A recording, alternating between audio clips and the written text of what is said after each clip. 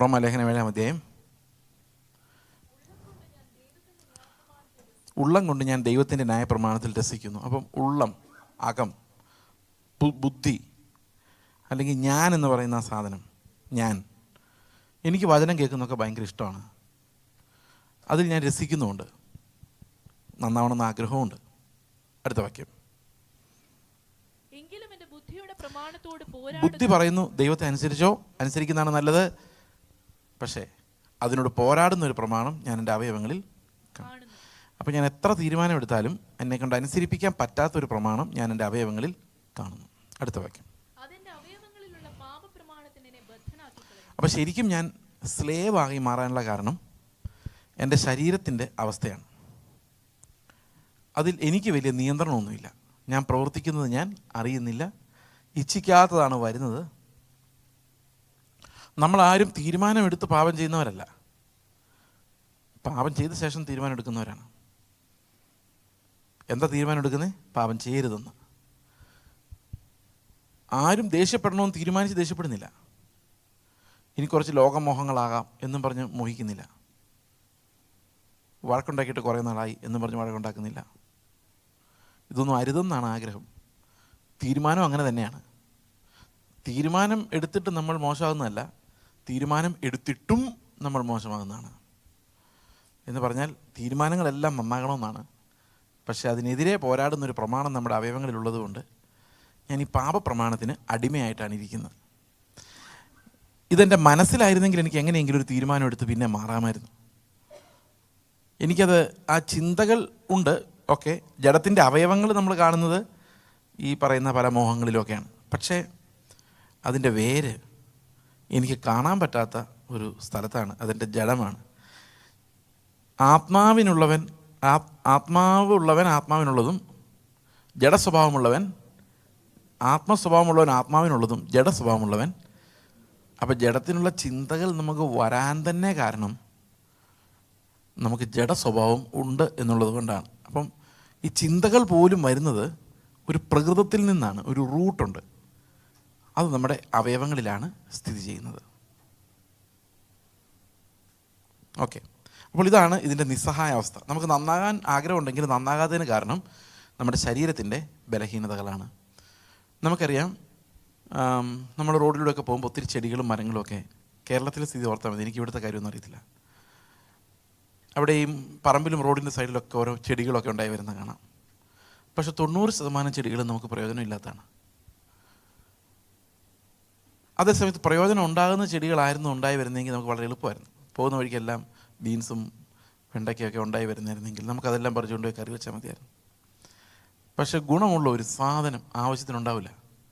ഉണ്ടാകുന്ന മുഴുവൻ ഈ ലോകത്തുള്ള പശുക്കൾക്ക് തിന്നാനുള്ളതും മൃഗങ്ങൾക്ക് തിന്നാനുള്ളതും, പശു ഉണ്ടായാൽ അതിനെ തിന്നാനുള്ള പുലിക്കുള്ളതും കാക്കയ്ക്കുള്ളതും എല്ലാം ഈ ലോകത്ത് തന്നെ ഉണ്ടായി വരുന്നുണ്ട്.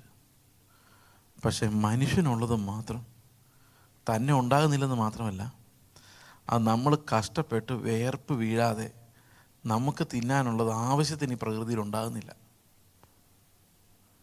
നിങ്ങളൊന്ന് ആലോചിച്ച് നോക്കിയേ, വേറെ ഏത് ജീവിക്കും ജീവിക്കാനുള്ള ചുറ്റുപാട്? കർത്താവ് പറഞ്ഞില്ലേ, വയലിലെ താമരയെ നോക്കുവിൻ, അവയ്ക്കൊന്നും ചെയ്യണ്ട. ആകാശത്തിലെ പറവകൾ നോക്ക്, എന്താ സുന്ദരമായിട്ട് പറന്ന് നടക്കുന്നു അല്ലേ? അപ്പോൾ നമ്മൾ വിചാരിക്കും അവരെപ്പോലെ അങ്ങ് പറന്ന് നടന്നാൽ മതിയോ? നമുക്ക് ഒന്നും കിട്ടില്ല അങ്ങനെ പറന്ന് നടന്നാൽ. കാരണം അവയ്ക്കുള്ളതെല്ലാം പ്രകൃതി തന്നെ ഉണ്ടാക്കുന്നുണ്ട്. കാരണം അവർ ഇരകളാണ്, നമ്മുടെ പാപം കൊണ്ടാണ് അവരങ്ങനെ ആയത്. അതുകൊണ്ട് ശരിക്കും പ്രശ്നക്കാരാരാ? അവരല്ല, നമ്മളാണ്. അപ്പം നമുക്ക് മാത്രമേ പ്രകൃതി ആവശ്യത്തിന് തരാത്തുള്ളൂ. കുറച്ചൊക്കെ അവിടെ ഇവിടെയൊക്കെ കിട്ടുന്നുണ്ട്, പക്ഷെ അതുകൊണ്ടൊന്നും മതിയാകുന്നില്ല. അപ്പോൾ കർത്താവ് പറയാണ്, ഏറ്റവും നല്ല താമരയുടെ സമയത്ത് പോലും താമര നല്ലപോലെ വിടർന്ന് നിൽക്കുന്ന ആ കാഴ്ചയുടെ അത്രയും പോലും ശലോമോൻ്റെ ഒരു മഹത്വം ഉണ്ടായിരുന്നില്ല അല്ലേ? ശലോമോൻ അവൻ്റെ മഹത്വത്തിൻ്റെ ഏറ്റവും കൂടിയ സമയത്ത് ഒരു താമരയുടെ അത്രയും പോലും ഉണ്ടായിരുന്നില്ല. അപ്പോൾ താമരയെ ദൈവം ഭയങ്കര അത്ഭുതമായിട്ട് ശമയിക്കുന്നത്. എന്നാൽ അതിനേക്കാളും അത്ഭുതമാണ് നമ്മളെ ഈ അല്പവിശ്വാസികളെ ചമയിക്കുന്ന ദൈവത്തിൻ്റെ കൃപ എന്ന് പറയുന്നത്. അപ്പോൾ അല്പവിശ്വാസികളായ നമുക്ക് ഈ ലോകത്ത് നാച്ചുറലായിട്ട് ഒന്നും ഉണ്ടാകുന്നില്ല. അപ്പോൾ ദൈവത്തിൻ്റെ പ്രൊവിഷൻ നാച്ചുറൽ ഒന്നും ഉണ്ടാകുന്നില്ലെന്നല്ല, ഉണ്ടാകുന്നുണ്ട്, പക്ഷെ നമുക്കത് എളുപ്പത്തിൽ എടുക്കാവുന്ന രീതിയിലൊന്നും നമുക്ക് ആവശ്യത്തിനും ഉണ്ടാകുന്നില്ല. കുറേ പ്രോസസ്സിങ്ങും അധ്വാനവും വേർത്ത് കുളിച്ച് അധ്വാനിച്ചെങ്കിൽ മാത്രമേ ഉണ്ടാകുന്നുള്ളൂ. ഇത് മനുഷ്യൻ നിമിത്തം ശപിക്കപ്പെട്ട ഭൂമിയുടെ അവസ്ഥ അതാണ്. അപ്പോൾ മനുഷ്യൻ്റെ അവസ്ഥ അതുപോലെ തന്നെയാണ്. ആവശ്യമുള്ള ഒരു സാധനം നമ്മുടെ അവയവങ്ങളിൽ ഉണ്ടാകുന്നില്ല. എന്നാവശ്യമില്ലാത്ത എല്ലാ വികാരങ്ങളും ഉണ്ടാക്കാനുള്ളത് എല്ലാ ഹോർമോണുകളും നമുക്കുണ്ട്. എന്നാൽ വിശുദ്ധീകരിക്കപ്പെടാൻ തീരുമാനിച്ചാൽ, നന്നാകണം തീരുമാനിച്ചാൽ അതിന് സപ്പോർട്ട് ചെയ്യുന്ന ഒരൊറ്റ ഹോർമോൺ പോലും ഉണ്ടാവില്ല. എന്ന് മാത്രമല്ല, നമ്മൾ തീരുമാനം എടുക്കും തോറും അതിനെതിരെയുള്ളതെല്ലാം ഉണ്ടായി വരികയും ചെയ്തുകൊണ്ടിരിക്കും. അതുകൊണ്ടാണ് പൗലോസ് പറയുന്നത്, എന്ത് ചെയ്യണമെന്ന് ആഗ്രഹിച്ചാലും അവയവങ്ങളിലൂടെ വ്യാപരിക്കുന്ന ഒരു ശക്തി അതിനെ ഇല്ലാതാക്കി കളയും. നമ്മൾ എന്ത് ആൾക്കാരെ സഹായിക്കണം എന്ന് വിചാരിച്ചാലും അവർ തിരിഞ്ഞു നിൽക്കുമ്പോൾ നമുക്ക് ദേഷ്യം വരും. ഒരു നീതി പ്രവൃത്തി പോലും നമ്മുടെ ജീവിതത്തിൽ പ്രൊഡ്യൂസ് ചെയ്യാൻ ഈ ജഡത്തിൽ ആയിരിക്കുന്നിടത്തോളം കാലം സാധിക്കില്ല. അപ്പോൾ എങ്ങനെയാണ് ഞാൻ കൽപ്പനകളെ പൂർത്തീകരിക്കുന്നത്? അത് അസാധ്യമാണ്. അതുകൊണ്ടാണ് പൗലോസ് പറയുന്നത്, ന്യായപ്രമാണം നല്ലത് തന്നെ, ആത്മീകം, പക്ഷെ അത് ഏൽപ്പിച്ചിരിക്കുന്നത് എന്നെപ്പോലൊരുത്തൻ്റെ കയ്യിൽ. I am helpless. അനുസരിക്കാൻ പറ്റാത്തവൻ്റെ കയ്യിൽ ഒരു പ്രമാണം കൊടുത്തിട്ട് അനുസരിക്കാൻ പറഞ്ഞിരിക്കുന്നു. അപ്പോൾ ഞാനത് ചെയ്യാൻ ഇൻകേപ്പബിളാണ്. എനിക്ക് തീരുമാനമൊക്കെ ഉണ്ട്, പക്ഷേ അത് അനുസരിക്കാനുള്ള കേപ്പബിലിറ്റി എനിക്ക് ഇല്ല. എൻ്റെ ജഡം, എൻ്റെ ഫ്ലഷ് എൻ്റെ തീരുമാനങ്ങൾക്കെതിരാണ്. മനസ്സ് അനുകൂലിച്ചാലും വികാരങ്ങൾ അതിനെ അനുകൂലിക്കുന്നില്ല. അതുകൊണ്ട് പൗലോസ് ചോദിക്കുകയാണ്, അയ്യോ ഞാൻ അരിഷ്ട മനുഷ്യൻ, ഈ മരണത്തിന് അധീനമായ ഈ ശരീരത്തിൽ നിന്ന് എന്നെ ആർ വിടുവിക്കും. അപ്പോൾ ശരിക്കും കരച്ചിൽ എന്തോ? ഈ മരണത്തിന് അധീനമായ ശരീരത്തിൽ നിന്ന് എന്നെ ആർ വിടുവിക്കും. അതാണ് കരച്ചിൽ. അപ്പം ശരിക്കും കരച്ചിൽ എൻ്റെ സ്വഭാവം മാറിയില്ല എന്നല്ല. അത് വേണേൽ നമ്മൾ തീരുമാനിച്ചാൽ മാറ്റാമെന്നൊക്കെ നമുക്ക് തോന്നും. പക്ഷെ ശരിക്കും നമ്മുടെ കരച്ചിൽ ഈ ശരീരം ഇങ്ങനെ ഇരിക്കുന്നിടത്തോളം കാലം എനിക്ക് വിശദീകരിക്കപ്പെടാൻ പറ്റില്ല. അപ്പോൾ എത്രയും പെട്ടെന്ന് എനിക്ക് ശരീരത്തിൽ നിന്ന് വിടുതൽ വേണം. അപ്പോൾ ആത്മാവ് നമ്മുടെ ഉള്ളിലേക്ക് വന്നു കഴിഞ്ഞാൽ ആദ്യം നമുക്ക് തോന്നുന്നത് എന്താണെന്നറിയോ? ഈ ശരീരത്തിൻ്റെ വീണ്ടെടുപ്പായ പുത്രത്വം പ്രാപിക്കണമെന്ന്. എങ്ങനെയെങ്കിലും ഈ ശരീരം. അപ്പോൾ നമുക്കറിയാം നമ്മൾ കാത്തിരിക്കുന്നത് എന്തിനു വേണ്ടിയാണ്? കർത്താവിൻ്റെ വരവിന് വേണ്ടിയാണ്, നമ്മുടെ തേജസ്കരണത്തിന് വേണ്ടിയാണ്. കാരണം ഈ പാപത്തിൻ്റെ റൂട്ട് അവിടെ കിടക്കുന്നതുകൊണ്ട് എനിക്ക് എങ്ങനെയെങ്കിലും ഒന്ന് രക്ഷപ്പെട്ടാൽ മതി. എവിടെ നിന്നാ? ഈ പാപത്തിൽ നിന്ന്. അപ്പോൾ ആത്മാവ് ഉള്ളിലുള്ളവർക്കെല്ലാം ഒരു ഞരക്കമുണ്ട്. എന്തിനു വേണ്ടിയുള്ള ഞരക്കമാണത്? ഈ ശരീരം വീണ്ടെടുക്കപ്പെടാൻ വേണ്ടിയുള്ള ഞരക്കമാണ്. അത് നമ്മുടെ ഉള്ളിലുണ്ടാകാൻ കാരണം നമ്മുടെ ശരീരത്തിൻ്റെ ഇപ്പോഴത്തെ ബലഹീനതകൾ നമ്മളെ വല്ലാതെ അസ്വസ്ഥപ്പെടുത്തുകയും നമുക്ക് തേജസ്സുള്ളൊരു ശരീരം ഉണ്ടെങ്കിൽ പുത്രനെ പോലെ ജീവിക്കാമെന്ന് നമുക്ക് മനസ്സിലാവുകയും ആത്മാവ് അങ്ങനെ മനസ്സിലാക്കി തരുമ്പം എത്രയും പെട്ടെന്ന് നീ തേജസ്സിൽ എന്നെ ചേർത്താൽ മതി എന്നുള്ളൊരു ഞരക്കം നമ്മുടെ ഉള്ളിൽ ആരംഭിക്കുന്നതാണ് വിശ്വാസത്തിൻ്റെ ആരംഭം.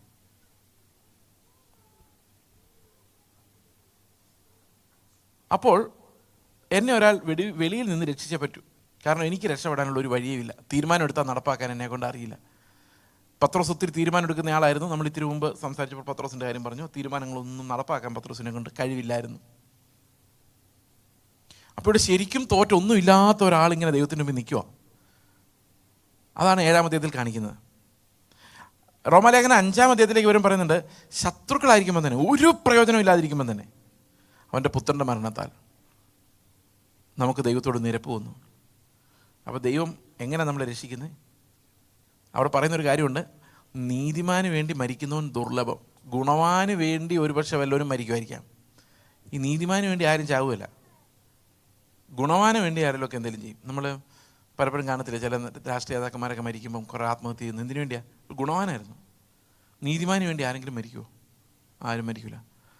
പക്ഷേ കർത്താവ് നമ്മൾ ശത്രുക്കളായിരിക്കുമ്പം തന്നെ നമുക്ക് വേണ്ടി മരിച്ചു എന്നുള്ളതിൽ അവൻ നമ്മോടുള്ള സ്നേഹത്തെ പ്രദർശിപ്പിക്കുന്നു. അപ്പം ദൈവത്തിൻ്റെ സ്നേഹത്തെ പ്രദർശിപ്പിക്കുന്നത് ഒരു പ്രയോജനമില്ലാത്തവരെ രക്ഷിച്ചുകൊണ്ടാണ്. അങ്ങനെയാണ് അവൻ്റെ മഹത്വം. അവൻ്റെ സ്നേഹം എത്ര വലുതാണെന്ന് കാണിക്കുന്നത്. സ്വയം വിചാരിച്ചാൽ എത്ര വിചാരിച്ചാലും നന്നാകാതെ പാപത്തിൻ്റെ അടിമത്തിൽ കിടക്കുന്നവനെ രക്ഷിക്കുമ്പോഴാണ് ദൈവത്തിൻ്റെ രക്ഷാകരമായ ശക്തി എന്താണെന്ന് മനസ്സിലാകുന്നത്. ഇതാണ് റോമാലേഖനം 7-ാം അധ്യായത്തിൻ്റെ അവസാന ഭാഗത്ത് നമ്മൾ കാണുന്നത്. ആര് രക്ഷിക്കുമെന്നുള്ള ചോദ്യത്തിൻ്റെ ഉത്തരമാണ് വിശ്വാസം. 8-ാം അധ്യായത്തിൻ്റെ 1-ാം വാക്യം പറയുന്നു, ഇപ്പോൾ ക്രിസ്തു യേശുവിലുള്ളവർക്ക് ഒരു ശിക്ഷാവിധിയുമില്ല. There is therefore now no condemnation for those who are in Christ Jesus. ഇപ്പോൾ ക്രിസ്തു യേശുവിലുള്ളവർക്ക് ഒരു ശിക്ഷാവിധിയുമില്ല. സത്യം പറഞ്ഞാൽ നരകത്തിൽ ഇടേണ്ടതാണ്, പക്ഷേ ഒരു ശിക്ഷാവിധിയുമില്ല. അതിൻ്റെ കാരണം എന്താണെന്ന് വെച്ച് കഴിഞ്ഞാൽ, ജീവൻ്റെ ആത്മാവിൻ്റെ പ്രമാണം നമുക്ക് പാപത്തിൻ്റെയും മരണത്തിൻ്റെയും പ്രമാണത്തിൽ നിന്ന് ക്രിസ്തു യേശുവിൽ സ്വാതന്ത്ര്യം വരുത്തിയിരിക്കുന്നു. ഈ വാക്യം നമുക്ക് മനസ്സിലാകണമെങ്കിൽ രണ്ട് പ്രമാണങ്ങളെക്കുറിച്ചാണ് പറയുന്നത്. ജീവൻ്റെ ആത്മാവിൻ്റെ പ്രമാണവും മറ്റൊന്ന് പാപത്തിൻ്റെയും മരണത്തിൻ്റെയും പ്രമാണം. എന്താണ് പാപത്തിൻ്റെയും മരണത്തിൻ്റെയും പ്രമാണം? ന്യായപ്രമാണം. പിണങ്ങിയാൽ നീ നരകത്തിൽ പോകും. ഈ പ്രമാണം നിങ്ങളെ പേടിപ്പിച്ചിട്ടുണ്ടോ? ഇതാണ് മരണത്തിൻ്റെ പ്രമാണം. കർത്താവ് നിന്നെ സ്നേഹിച്ച പോലെ നീ നിൻ്റെ കൂട്ടുകാരനെ സ്നേഹിച്ചില്ലെങ്കിൽ നീ നരകത്തിൽ പോകും. കുറഞ്ഞ സ്റ്റാൻഡേർഡ് ഒന്നും സ്വർഗത്തിൽ പോകില്ല. അപ്പോൾ ഇതെന്താ ഇപ്പം മരണത്തിൻ്റെ? എൻ്റെ മുമ്പിൽ ഈ കൽപ്പന വായിക്കുമ്പോഴെല്ലാം എന്നോട് എന്താ പറയുന്നത്? നീ മരിക്കും, നീ മരിക്കും, നിന്നെ കൊണ്ടൊരു ഗുണമില്ല, നീ മരിക്കുമെന്നല്ലേ പറയുന്നത്? നിങ്ങൾക്ക് ഏതെങ്കിലും വേദപുസ്തകത്തിലെ കൽപ്പന വായിച്ചിട്ട്, പുതിയ നിയമത്തിലെ കൽപ്പന വായിച്ചിട്ട് ഓ സന്തോഷം, ഇത് ഇവിടെ വേണമെന്ന് ഞാൻ ആഗ്രഹിച്ചിരുന്നു എന്ന് പറയാൻ പറ്റുമോ? ഇല്ല. അയ്യോ ഞാൻ മരിക്കും എന്നൊരു ഭയമായിരുന്നു. പഴയ നിയമം വായിച്ചാലും അങ്ങനെ, പുതിയ നിയമം വായിച്ചാലും ദൈവത്തിൻ്റെ ന്യായപ്രമാണം എപ്പോഴും നമ്മളെ ആ ഒരു എന്താ പറയുന്നത്, മരണഭയത്തിലേക്ക് എത്തിക്കുന്ന ആദ്യം പാപഭയത്തിലേക്കാണ്. കാരണം ചെയ്യാൻ പറ്റത്തില്ല. അപ്പോൾ പിന്നെ ജീവൻ്റെ ആത്മാവിൻ്റെ പ്രമാണമാവുന്നത് എങ്ങനെയാണ്? പുതിയ നിയമ പ്രമാണത്തെയാണ് നമ്മൾ ജീവൻ്റെ പ്രമാണം എന്ന് പറയുന്നത്. ഇപ്പം ഞാൻ നിങ്ങളോട് പറഞ്ഞു ഇത് തന്നെ പഴയ നിയമം പോലെ എടുത്താൽ നമുക്ക് മരണത്തിന് കാരണമാവും, പക്ഷെ ഇത് പുതിയ നിയമം പോലെ എടുത്താൽ അത് ജീവന് കാരണമാവും. മനസ്സിലാവുന്നുണ്ടോ ഞാൻ പറയുന്നത്? അത്ര മനസ്സിലായില്ലല്ലേ? ഇപ്പം അങ്ങോട്ട് വരാം. റോമാലേഖനം 1-ാം അധ്യായത്തിൻ്റെ 16-17 ഒന്ന് വായിച്ചേ. റോമാലേഖനം 1-ന്റെ 16-17. സുവിശേഷത്തെക്കുറിച്ച് എനിക്ക് ലജ്ജയില്ല. വിശ്വസിക്കുന്ന ഏവനും ആദ്യം യഹൂദനും പിന്നെ യവനനും അത് രക്ഷയ്ക്കായി ദൈവശക്തിയാകുന്നുവല്ലോ. അപ്പോൾ എനിക്ക് സുവിശേഷം പറയാൻ നാണമില്ല, കാരണം അത് യഹൂദനും യവനനും ഒരുപോലെ രക്ഷിക്കുന്ന ദൈവത്തിൻ്റെ ശക്തിയാണ്. അടുത്ത വാക്യം. എങ്ങനെ, എന്താ ദൈവത്തിൻ്റെ ശക്തി എന്ന് പറയുന്നത്? അതിൽ ദൈവത്തിൻ്റെ നീതി വിശ്വാസം ഹേതുവായും വിശ്വാസത്തിനായിക്കൊണ്ടും വെളിപ്പെടുന്നു. അതാണ് ഇതിൻ്റെ ശക്തി. മനുഷ്യൻ്റെ നീതി വെളിപ്പെട്ടപ്പോൾ അതെല്ലാം പ്രവൃത്തികൾക്കായിട്ടാണ് വെളിപ്പെട്ടത്. എന്നാൽ ദൈവത്തിൻ്റെ നീതി വെളിപ്പെട്ടപ്പോൾ അത് പ്രവൃത്തികൾക്കായിട്ടല്ല, അത് വിശ്വാസത്തിനായിട്ടാണ് വെളിപ്പെട്ടതെന്നുള്ളത് കൊണ്ടാണ് അതിന് ശക്തി ഉണ്ടായത്. എന്ത് ശക്തി ഉണ്ടായത്? യഹൂദനെയും യവനനെയും ഏത് സാഹചര്യത്തിലുള്ളവനെയും രക്ഷിക്കാനുള്ള ശക്തി ഈ സുവിശേഷത്തിനുണ്ടാകാൻ കാരണം അതിൽ വെളിപ്പെട്ട ദൈവനീതിയാണ്. അത് നീതിയുടെ പ്രമാണമാണ്, ജീവൻ്റെ പ്രമാണമാണ്.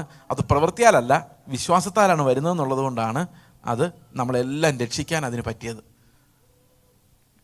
മനസ്സിലാവുന്നുണ്ടോ? അത് വിശ്വാസത്തിലായതുകൊണ്ട്, വിശ്വാസത്താലായതുകൊണ്ട് ആ പ്രമാണത്തിന് നമ്മളെല്ലാം രക്ഷിക്കാനുള്ള ശക്തി ഉണ്ടായിരുന്നു.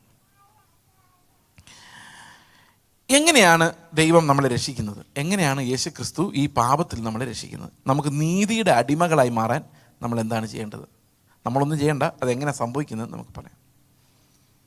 2 പ്രമാണങ്ങളുണ്ട്. ഒന്ന് പാപത്തിൻ്റെ പ്രമാണവും മറ്റൊന്ന് ജീവൻ്റെ പ്രമാണവും. ഈ 2 പ്രമാണങ്ങളെ റോമാലേഖനം 7-ാം അധ്യായത്തിലെ ഒരു വിവാഹവുമായിട്ട് ബന്ധിപ്പിച്ചാണ് പറഞ്ഞിരിക്കുന്നത്. ഞാൻ പല സ്ഥലത്ത് പറഞ്ഞിട്ടുണ്ട്, അതുകൊണ്ട് വളരെ ചുരുക്കി മാത്രമേ പറയുള്ളൂ. പഴയ നിയമ ന്യായ പ്രമാണത്തിൽ ഒരു ഭർത്താവിനെ പോലെയാണ് ഈ റോമാലേഖനം 7-3 നമ്മൾ കാണുന്നത്. റോമാലേഖനം, ആ ഭർത്താവ് ജീവിച്ചിരിക്കുമ്പോൾ അവൾ വേറെ പുരുഷനായി വ്യഭിചാരണിൽ നിന്ന് വരും, ഭർത്താവ് മരിച്ചുവെങ്കിൽ അവൾ വേറെ പുരുഷനായി വ്യഭിചാരണിൽ നിന്ന് വരാതെ കൊണ്ട് ന്യായപ്രമാണത്തിൽ നിന്ന് സ്വതന്ത്രയാകുന്നു. ഇപ്പോൾ ഭർത്താവ് ജീവിച്ചിരിക്കെ വേറൊരു ബന്ധം ഉണ്ടായാൽ അത് വ്യഭിചാരമാണ്. ഭാര്യയായാലും ഭർത്താവായാലും വിവാഹ ഉടമ്പടിയിലിരിക്കെ വേറൊരു ബന്ധം ഉണ്ടായാൽ അത് വ്യഭിചാരമാണ്. പക്ഷെ ഭർത്താവോ ഭാര്യ മരിച്ചു പോയി കഴിഞ്ഞാൽ ആ ന്യായപ്രമാണത്തിൽ നിന്ന് അവളോ അല്ലെങ്കിൽ അവനോ ഫ്രീ ആണ്. 4-ാം വാക്യത്തിൽ പറയണം, അതുകൊണ്ട് സഹോദരന്മാരെ, നാം ദൈവത്തിന് ഫലം കായ്ക്കുമാറ് ഉയർത്തെഴുന്നേറ്റവനായ വേറൊരുവനാകേണ്ടതിന് നിങ്ങളും ക്രിസ്തുവിൻ്റെ ശരീരം മുഖാന്തരം ന്യായപ്രമാണ സംബന്ധമായി മരിച്ചിരിക്കും. എന്ന് പറഞ്ഞാൽ ഒരു മരണത്തിലൂടെ മാത്രമേ വിവാഹബന്ധത്തെ അവസാനിപ്പിക്കാൻ പറ്റുള്ളൂ, ഡൈവോഴ്സിലൂടെ അവസാനിപ്പിക്കാൻ പറ്റില്ല. ക്രിസ്തീയ വിവാഹങ്ങളുടെ ഒരു പ്രത്യേകത ഉടമ്പടി മരണം വരെയാണെന്നുള്ളതാണ്. അതിനിടയിൽ ഒരാൾ ഡൈവോഴ്സായി പോയാലും സ്വർഗത്തിലെ ഈ വിവാഹ ഉടമ്പടി ഒരാൾ മരിക്കുന്നവരെ നിലനിൽക്കും. ഇതിനിടയിൽ ഭൂമിയിൽ ഡൈവോഴ്സായി അവർ വേറെ കല്യാണം കഴിച്ചാലും സ്വർഗത്തിലെ ആദ്യത്തെ വിവാഹത്തിൻ്റെ ഉടമ്പടി പോകണമെങ്കിൽ ഒരാൾ മരിക്കണം. കാരണം സ്വർഗത്തിലെ ഉടമ്പടി മാച്ചുകളെ നമ്മളെ കൊണ്ട് പറ്റിയില്ല, അതങ്ങനെ തന്നെ രേഖപ്പെടുത്തപ്പെട്ടിരിക്കുക. അപ്പോൾ ഡൈവോഴ്സ് ആയി കഴിയുമ്പോഴും സ്വർഗത്തിലൊന്നും സംഭവിക്കുന്നില്ല. ഇവർ വേറെ കല്യാണം കഴിച്ചു, പക്ഷെ സ്വർഗത്തിലെ സ്ഥിതി എന്തോ പഴയ മാര്യേജ് നിലനിൽക്കുക. കാരണം അതിൽ ഒരാൾ മരിച്ചെങ്കിൽ മാത്രമേ മരണം നമ്മെ വേർപിരിക്കുന്നവരെ എന്ന് പറഞ്ഞ് ഉടമ്പടി എടുത്തിരിക്കുന്നു. അപ്പോൾ രണ്ടാമത് കല്യാണം കഴിക്കുമ്പോൾ സംഭവിക്കുന്നത് ആദ്യത്തെ ആൾ ജീവിച്ചിരിപ്പുണ്ടെങ്കിൽ അത് എന്ത് ചെയ്താലും വ്യഭിചാരമാണ് സ്വർഗത്തിൽ നോക്കുമ്പോൾ. കാരണം ഭർത്താവ് ജീവിച്ചിരിക്കുമ്പോൾ മരണത്താൽ മാറ്റപ്പെടുന്നവരെ, അത് അത്ര ഭീകരമാണ് പുതിയ നിയമത്തിലെ വിവാഹത്തെക്കുറിച്ചുള്ള ഉപദേശം. ലോകത്തിലൊരു സമൂഹത്തിൽ ഇത്രയും സ്ട്രിക്റ്റ് ആയിട്ടുള്ളൊരു ഇംപ്ലിമെൻറ്റേഷൻ ഓഫ് ദ ലോ ഇല്ല. അതുകൊണ്ട് പിള്ളേരെ കല്യാണം കഴിക്കുന്നതിന് മുമ്പ് ശരിക്കും ആലോചിച്ചും പ്രാർത്ഥിച്ചോ ചെയ്യാവൂ. എടുത്തിയാടി തിരിച്ചു കയറാൻ പറ്റില്ല. There is no way. ചിലപ്പോൾ ഒട്ടും സഹിക്കാൻ വേണമെങ്കിൽ ചിലപ്പം അകന്ന് താമസിക്കാൻ പറ്റുമായിരിക്കും. പക്ഷേ രണ്ടാമത് ആര് കല്യാണം കഴിച്ചാലും വ്യഭിചാരവും. കാരണം ദ ഫസ്റ്റ് ഈസ് എലൈവ്.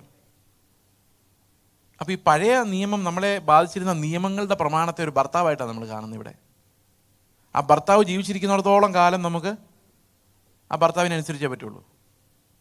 ഇപ്പോൾ ഒരു കൊച്ചുണ്ടായി വീണ് 2 വയസ്സാകുമ്പോഴേക്കും ഈ ഭർത്താവ് ആക്റ്റീവ് ആവും, ന്യായപ്രമാണം. അതുവരെ അവൾ ഫ്രീയാണ്, അവന് ഫ്രീയാണ്, ഇതിലെ വേണ്ട നടക്കാൻ എന്ത് വേണം പറയാം, നോ പ്രോബ്ലം. പക്ഷേ 2 വയസ്സ് കഴിയുമ്പോഴേക്കും പതുക്കെ പതുക്കെ നിയമങ്ങൾ പിടിമുറുക്കാൻ തുടങ്ങും. ഇപ്പോൾ ഈ ഫ്രണ്ടിൽ 3 പിള്ളേരിപ്പുണ്ട്, അവർക്ക് നിയമങ്ങളുണ്ട്, അതുകൊണ്ട് അവരവിടെ ഇരിക്കുന്നത്. പക്ഷേ ശ്രദ്ധിക്കുന്നില്ല, കാരണം നിയമങ്ങൾ പൂർണ്ണമായിട്ടില്ല. അതിന് വളർന്ന് വളർന്ന് വരുന്തോറും അത് ശരിയായിക്കോളും. കുഴപ്പമില്ല. കണ്ടോ, ആ കൊച്ചിന് അത്രയും പോലും ആയിട്ടില്ല. അപ്പോൾ ഓരോരുത്തരും ആ നിയമത്തിൻ്റെ പിടിയിലേക്ക് പതുക്കെ വരുന്നതേ ഉള്ളൂ. പ്രായം ആവുന്തോറും, ഇല്ല ഞാൻ ആരെയും വഴക്ക് പറഞ്ഞല്ല, ഞാൻ എക്സാമ്പിൾ കാണിച്ചു തന്നാ. ഓക്കെ, പ്രായം ആവുന്തോറും നമ്മൾ ആ നിയമത്തിൻ്റെ പിടിയിലിട്ട് അമർന്ന് വരും അല്ലേ. ഒരു 20-25 വയസ്സാകുമ്പോഴേക്കും നമ്മൾ ആ നിയമത്തിൻ്റെ പൂർണ്ണ ഭാര്യയായിട്ട് മാറും. പിന്നെ അതിനകത്ത് രക്ഷപ്പെടാൻ പറ്റത്തില്ല. പിന്നെ രക്ഷപ്പെടാൻ ആരെങ്കിലും ഒരാൾ ചാവണം. അപ്പോഴാണ് കൃപക്കാർ വന്ന് പറഞ്ഞത്, ഭർത്താവ് ചത്തു, നമുക്ക് സ്വസ്ഥമായിട്ട് ജീവിക്കാം. ഓർമ്മയുണ്ടോ? കൃപക്കാരങ്ങനെ പറഞ്ഞു നടക്കുന്നില്ല. പക്ഷേ കർത്താവ് പറഞ്ഞു, ആകാശവും ഭൂമി ഒഴിഞ്ഞു പോയാലും ഇതിനകത്ത് ഒരു വള്ളിയും പുള്ളിയും മാറില്ല. അപ്പോൾ ഭർത്താവ് മരിക്കുമെന്ന് വിചാരിക്കേണ്ട. അപ്പോൾ ഭാര്യ മടുത്ത് കാണും നിയമങ്ങൾ കാരണം, പക്ഷെ ഒരു രക്ഷയില്ല. ഭർത്താവ് മരിക്കുകയില്ല, ഡൈവോഴ്സും ഇല്ല. പിന്നെ എന്ത് ചെയ്യാം? എങ്ങനെ കല്യാണത്തിന് രക്ഷപ്പെടും? ഒരു കല്യാണം ഭയങ്കര കർശനമായ ഒരു ഭർത്താവ്, എന്ത് ചെയ്താലും വഴക്ക് പറയുകയും ഉപദ്രവിക്കുകയും അല്ല സ്ട്രിക്റ്റായിട്ട് ദേഷ്യപ്പെടുകയും ശിക്ഷ കൊടുക്കുകയും ചെയ്യുന്നൊരു ഭർത്താവ്, ഭാര്യ മടുത്തു, സ്നേഹത്തിൻ്റെ പൊടി പോലും ഇല്ല, എങ്ങനെയെങ്കിലും ഇയാളും ഡൈവോഴ്സ് ഇല്ല, വേറെ ആരെങ്കിലും കിട്ടി ജീവിക്കാമെന്ന് വിചാരിച്ചാൽ അയാൾ ചാവത്തുമില്ല. എങ്ങനെ രക്ഷപ്പെടാം? ആർക്കെങ്കിലും പറയോ? ഭാര്യ മരിച്ചാൽ പോരെ? നിങ്ങൾ ചിരിക്കാതെ 4-ാമത്തെ വാക്യം വായിച്ചു നോക്കി. അതുകൊണ്ട് സഹോദരന്മാരെ, നാം ദൈവത്തിന് ഫലം കൊടുക്കുമാറ് മരിച്ചിട്ട് ഉയർത്തെഴുന്നേറ്റ വേറൊരു ഭർത്താവിനാകേണ്ടതിന് നിങ്ങൾ എന്ത് ചെയ്യണം? ക്രിസ്തുവിന്റെ ശരീര മുഖാന്തരം ന്യായപ്രമാണമെന്ന ആദ്യ ഭർത്താവ് സംബന്ധിച്ച്. ആരാ മരിച്ചേ? കൃപക്കാർ പറയുന്നു ഭർത്താവ് മരിച്ചതെന്ന്, പക്ഷെ ബൈബിൾ പറയുന്നു ഭാര്യ മരിക്കണമെന്ന്. കാരണം ഇവൾക്കിനി വരാൻ പോകുന്ന ഭർത്താവ് ഓൾറെഡി മരിച്ചു ഉയർത്തെഴുന്നേറ്റവനാണ്. അപ്പോൾ അവൻ്റെ കൂടെ ആകണമെങ്കിൽ നമ്മൾ എന്ത് ചെയ്യണം? നമ്മൾ മരിക്കണം. പഴയതിൻ്റെ കൂടെ പുതിയത് ചേർത്ത് തുന്നിക്കെട്ടി നന്നാക്കാൻ പറ്റില്ല. നമ്മൾ പലപ്പോഴും വിചാരിക്കുന്നത് പഴയ സ്വഭാവം കൊള്ളാം, കുറേയൊക്കെ ഉണ്ട് നല്ലത്, അതിൻ്റെ കൂടെ കുറച്ചും കൂടെ നല്ലതാക്കിയാൽ നമ്മൾ രക്ഷപ്പെടുമെന്നാണ്. പക്ഷെ ബൈബിൾ അങ്ങനെയല്ല പറയുന്നത്. പഴയത് നന്നാക്കാൻ പറ്റില്ല. നിങ്ങളുടെ ഒരു മൊബൈൽ ഫോൺ ഉണ്ടെന്ന് വിചാരിച്ചോ, അത് വെള്ളത്തിനകത്ത് ഇട്ട് മുക്കി വെച്ചായിരുന്നു വിചാരിച്ചോ. ഒരു ദിവസം മുഴുവൻ ഞാൻ അങ്ങനെ ചെയ്തിട്ടുണ്ട്, അറിയാതെ ചെയ്തതാണ്. ഒരു കപ്പിനകത്ത് മുക്കി വെച്ച് ചാർജ് ചെയ്തു, വെള്ളത്തിനകത്ത് മുക്കി വെച്ച്. കപ്പിൽ വെള്ളം ഉണ്ടായിരുന്നു, അറിയാൻ മേലായിരുന്നു. രാവിലെ എഴുന്നേറ്റ് നോക്കി ആകെ പോകാം. ഇതെടുത്തുകൊണ്ട് പോയി പറഞ്ഞ ഒരു പണി നടക്കുമെന്ന് പറഞ്ഞു. അപ്പോൾ പണി നടക്കില്ലെങ്കിൽ പിന്നെ എന്ത് ചെയ്യാൻ പറ്റുള്ളൂ? അതിനെ കളഞ്ഞിട്ട് വേറെ ഒരെണ്ണം വാങ്ങിക്കേണ്ടി വരും. ഇതുപോലെ നമ്മുടെ ഈ പാഴ് ജഡമുണ്ട്, ഒരു ജഡം, അതിന് ദൈവത്തെ പ്രസാദിപ്പിക്കാൻ ഒരിക്കലും പറ്റില്ല. അപ്പോൾ അതിനെ നന്നാക്കാം എന്നുള്ള പ്രതീക്ഷ അങ്ങ് കളഞ്ഞേരെ. That's not going to happen. നമ്മൾ ഈ പരിശ്രമിക്കുന്ന മുഴുവൻ നടക്കാത്ത ഒരു പണി നടക്കാൻ വേണ്ടിയാണ് നമ്മളെ നന്നാക്കുക. അത് ഇമ്പോസിബിളാണ്. സന്തോഷമായില്ലേ? നിങ്ങൾ പരിശ്രമിച്ച് തോറ്റ് ഇനിയും പരിശ്രമിക്കും. അത് ജഡം പറയും, ഇല്ല അങ്ങനെ തോറ്റു കൊടുക്കരുത്, നമ്മൾ ജയിക്കും. അതൊരു ഫാൾസ് കോൺഫിഡൻസാണ്. നമ്മൾ വലിയ വണ്ടിയൊക്കെ വരുമ്പോൾ ഈ തവള ഇങ്ങനെ മസിൽ പിടിച്ച് നിൽക്കുന്നു പറഞ്ഞിട്ട് റോഡിൽ, അത് ബുദ്ധി ഉള്ളതുകൊണ്ടാണ് ബുദ്ധി ഇല്ലാത്തതുകൊണ്ടാണ്? ബുദ്ധി ഇല്ലാത്തതുകൊണ്ടാണ്. നമുക്ക് കഴിയാത്തൊരു യുദ്ധമാണ് നമ്മളോട് നമ്മുടെ ജഡം ആവശ്യപ്പെടുന്നത്. യുദ്ധം ചെയ്യടാ, ഞാനും കൂടെ നിൽക്കാം. അപ്പോൾ ചെയ്ത് കഴിയുമ്പോൾ അതിൻ്റെ കൗണ്ടർ ഫോഴ്സ് ഉണ്ടാവും, പിന്നെ മാനസാന്തരപ്പെടുകയും വേണ്ട. 10 കാര്യം ട്രൈ ചെയ്യുമ്പോൾ ഒരെണ്ണത്തിൽ ജയിച്ചാൽ മതി. പിന്നെ ആ 9 തോറ്റേൻ്റെ വിഷമത്തെക്കാളും ഈ 1 ജയിച്ചതിൻ്റെ ഗമയായിരിക്കും നമുക്ക്. അപ്പോൾ ആദ്യമായിട്ട് നിങ്ങളോടൊരു ഒരുപക്ഷെ ആദ്യമായിട്ടായിരിക്കും ഒരു ഡോക്ടർ വിധി പറയാണ്, ഇതിന് ചികിത്സയില്ല, നിങ്ങൾ രക്ഷപ്പെടാൻ പോകുന്നില്ല. No way you can reform or change your old flesh. അതുകൊണ്ട് കൈകൊണ്ടല്ലാത്തൊരു പരിച്ഛേദനയിൽ ഈ ജഡം മുറിഞ്ഞു പോകണം, ഇല്ലാതായി പോകണം, ചാവണം. അവിടെയാണ് പറയുന്നത് അവൻ്റെ ശരീരം സംബന്ധമായി നമ്മൾ മരിക്കും. ന്യായപ്രമാണ സംബന്ധമായ അവൻ്റെ ശരീരത്തോടു കൂടി നമ്മൾ മരിക്കണം. മനസ്സിലാവുന്നുണ്ടോ പറയുന്നത്? ആ മരണം എങ്ങനെ സാധിക്കും എന്നുള്ളതാണ്. റോമാലേഖനം 6-ാം അധ്യായത്തിൻ്റെ 6-ാം വാക്യം ഒന്ന് വായിച്ച്. റോമൻസ് 6:6. നാം ഇനി പാപത്തിന് അടിമപ്പെടാതെ വണ്ണം പാപശരീരത്തിന് നീക്കം വരേണ്ടതിന് നമ്മുടെ പഴയ മനുഷ്യൻ അവനോടുകൂടെ ക്രൂശിക്കപ്പെട്ടു എന്ന് നാം അറിയുന്നു. അപ്പൊ നമ്മുടെ പഴയ മനുഷ്യൻ എന്ത് സംഭവിച്ചു? That's crucified, already crucified. 2000 വർഷങ്ങൾക്ക് മുമ്പ് എൻ്റെ പഴയ ജഡം ക്രിസ്തുവിൽ മുറിഞ്ഞുപോയി. It was crucified. വിശ്വസിക്കാൻ പറ്റുന്നില്ലല്ലോ? വിശ്വസിക്കാൻ പറ്റില്ല. അതാണെന്നാൽ വിശ്വസിക്കേണ്ടത്. എൻ്റെ പഴയ ജഡം കർത്താവിൻ്റെ ക്രൂശിൽ തീർന്നുപോയി. He finished it. ഒന്ന് വിശ്വസിച്ച് നോക്കിയ ഭയങ്കര പവർ അതിന്. ആ പവർ എങ്ങനെ ഓപ്പറേറ്റ് ചെയ്യുന്നതെന്ന് നമുക്ക് നോക്കാം. റോമർ 6:6 അവിടെ എഴുതിയിരിക്കുന്നത്, ഇനി നാം പാപത്തിന് അടിമപ്പെടാതെ വണ്ണം പാപശരീരത്തിന് നീക്കം വരേണ്ടതിന് നമ്മുടെ പഴയ മനുഷ്യൻ അവനോടുകൂടെ ക്രൂശിക്കപ്പെട്ടു നാം അറിയുന്നു. അടുത്ത വാക്യം, അങ്ങനെ മരിച്ചവൻ പാപത്തിൽ നിന്ന് മോചനം പ്രാപിച്ചിരിക്കുന്നു. പാപത്തിൽ നിന്ന് മോചനം പ്രാപിക്കാൻ എന്ത് ചെയ്യണം? മരിക്കണം. വേറൊരു വഴിയില്ല. ഇന്നത്തെ പ്രസംഗങ്ങളെല്ലാം കേൾക്കുമ്പോൾ നമുക്ക് തോന്നുന്നു നമുക്ക് കുറച്ച് നന്നാകാൻ ശ്രമിക്കാമെന്ന്. ഇങ്ങനെ പോയാൽ പോരാ ബ്രദറെ, തീരുമാനം എടുക്കണം, ജയിക്കണം, നമുക്ക് ജയിച്ചേ പറ്റൂ. എൻ്റെ പ്രിയ സഹോദരങ്ങളെ, വെറുതെയാണ്, നടക്കില്ല. എന്നാൽ ഞാൻ നിങ്ങളുടെ ചോദ്യം ചോദിക്കട്ടെ, ഇത്ര ശ്രമിച്ചിട്ട് നടന്നില്ലല്ലോ?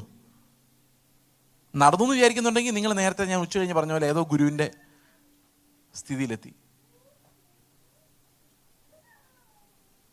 അപ്പോൾ ഇതാണ് നിയമം നമ്മളോട് പറയുന്ന പ്രസ്താവന. മക്കളെ ശ്രമിക്കേണ്ട. ഞങ്ങളുടെ ചർച്ചിലൊരു സഹോദരനോട് പറഞ്ഞു, നമ്മളിങ്ങനെ ശ്രമിക്കേണ്ട എന്ന് പറഞ്ഞാലൊന്നും നമ്മൾ ശ്രമിക്കാതിരിക്കില്ല. കാരണം നമുക്ക് ജഡത്തിൻ്റെ ശ്വാസം ഉള്ളിടത്തോളം കാലം നമ്മൾ ശ്രമിച്ചുകൊണ്ടിരിക്കുകയുള്ളൂ. പക്ഷെ തോറ്റു തുന്നം പാടി നിവൃത്തിയില്ലാന്ന് ബോധമാകുമ്പം നമുക്കൊരു ദിവസം മനസ്സിലാവും, തോറ്റു, ഇനി വിട്ടേക്കാം എന്ന് തോന്നണം. അങ്ങനെ തോന്നുമ്പോഴേ നമ്മൾ കർത്താവെ ഞാൻ വിട്ടു എന്ന് പറയുള്ളൂ. അതുവരെ ഈ പഴയ ജഡത്തെ പെയിൻ്റ് അടിക്കാൻ നമ്മൾ നോക്കിക്കൊണ്ടേയിരിക്കും. അത് മനുഷ്യപ്രകൃതമാണ്. കാരണം നമുക്കെല്ലാം നന്നാകണമെന്ന് ആഗ്രഹമുണ്ട്. അത് നന്നാകാത്ത ജഡത്തെ, നിങ്ങൾ ഈ തവളയെ ഉമ്മ വെച്ച രാജകുമാരിയുടെ കഥ അറിയോ? ഇംഗ്ലീഷൊരു ചൊല്ലുണ്ട്, കിസിങ് ദ റോങ് ഫ്രോഗ്. കേട്ടിട്ടുണ്ടോ? ശരിയല്ലാത്ത തവളയെ ഉമ്മ വെച്ചാൽ എന്നാണ് അതിൻ്റെ കഥ. എന്താണെന്ന് വെച്ച് കഴിഞ്ഞാൽ, ഒരു രാജകുമാരൻ ഒരു വിച്ചസിൻ്റെ ശാപമേറ്റ്. ഇത് പിള്ളേരെല്ലാം ചെറുപ്പത്തിലെ പെൺപിള്ളേരൊക്കെ പ്രത്യേകിച്ച് വായിക്കുന്ന ഈ ഫെയറി ടെയിൽസിനകത്ത് സിൻഡ്രല്ല കഥ പോലത്തെ ഒരു കഥയത്. അപ്പോൾ സിൻഡ്രല്ല എന്നാന്ന് പറയേണ്ടി വരും, അതുകൊണ്ട് അങ്ങോട്ട് പോയിരിക്കുന്നത്. അപ്പോൾ ഈ രാജകുമാരൻ ശാപമേറ്റൊരു തവളയായി മാറി. അപ്പോൾ ഒരു ശാപമോഷണം കൊടുത്തു. നിന്നെ ഒരു രാജകുമാരി എടുത്ത് സ്നേഹത്തോടെ മടിയിൽ വെച്ച് ഒരു ഉമ്മ കൊടുത്താൽ നീ പഴയ രാജകുമാരനാവും. ഒന്ന് ആലോചിക്കുക തവളയുടെ അവസ്ഥ. അങ്ങനെ വർഷങ്ങൾക്ക് ശേഷം ഒരു രാജകുമാരി തവളയെ കണ്ടെത്തുകയും ആ തവളയെ ഉമ്മ വയ്ക്കുകയും ആ തവള രാജകുമാരനെ മാറുകയും ചെയ്തു എന്നാണ് കഥ. പക്ഷെ ഇൻ കേസ് ആ രാജകുമാരിക്ക് ഒറിജിനൽ തവളയല്ല വേറൊരു തവളയെ കിട്ടിയെങ്കിൽ രാജകുമാരി എത്ര ഉമ്മ വെച്ചാലും ഇവിടെ ചുണ്ടു പോകുന്നതല്ലാതെ ഈ തവളയ്ക്ക് മാറ്റം വരുമോ? വരികയില്ല. ഇതിനാണ് ഇംഗ്ലീഷിൽ പറയുന്നത് കിസിങ് ദ റോങ് ഫ്രോഗ്. അതായത് നന്നാകുകയില്ലാത്തതിനെ വെറുതെ ഇട്ട് എന്ത് പണി പണിതാലും അത് നന്നാകില്ല എന്ന് പറയാൻ വേണ്ടിയാണ്. നമ്മൾ വിശ്വസിച്ചിരിക്കുന്നത് തെറ്റായ ഒരു കാര്യത്തിലാണ് എന്ന് പറയാൻ വേണ്ടിയാണ് ഈ ശൈലി ഉപയോഗിക്കുന്നത്. അപ്പം നമ്മൾ നമ്മളെ തന്നെ ഉപവാസ പ്രാർത്ഥന എടുത്തും ശരീരത്തെ ദണ്ഡിപ്പിച്ചും കരഞ്ഞും നിലവിളിച്ചും ഒക്കെ നന്നാക്കാൻ ശ്രമിച്ചാൽ സഹോദരങ്ങളെ നന്നാവില്ല എന്ന് ഞാൻ നിങ്ങളോട് പറയട്ടെ. ഇതിനകത്തൊരു വലിയ സീക്രട്ട് ഉണ്ട്. സീക്രട്ട് എന്താണെന്ന് വെച്ച് കഴിഞ്ഞാൽ, കർത്താവിൻ്റെ കൽപ്പനകൾ ഭയങ്കര ഭാരമാണെന്ന് നമുക്ക് കേൾക്കുമ്പോൾ മനസ്സിലാവും. മാങ്ങാണ്ടിയുടെ കാര്യം ഇന്നലെ പറഞ്ഞ ഓർമ്മയുണ്ടല്ലോ.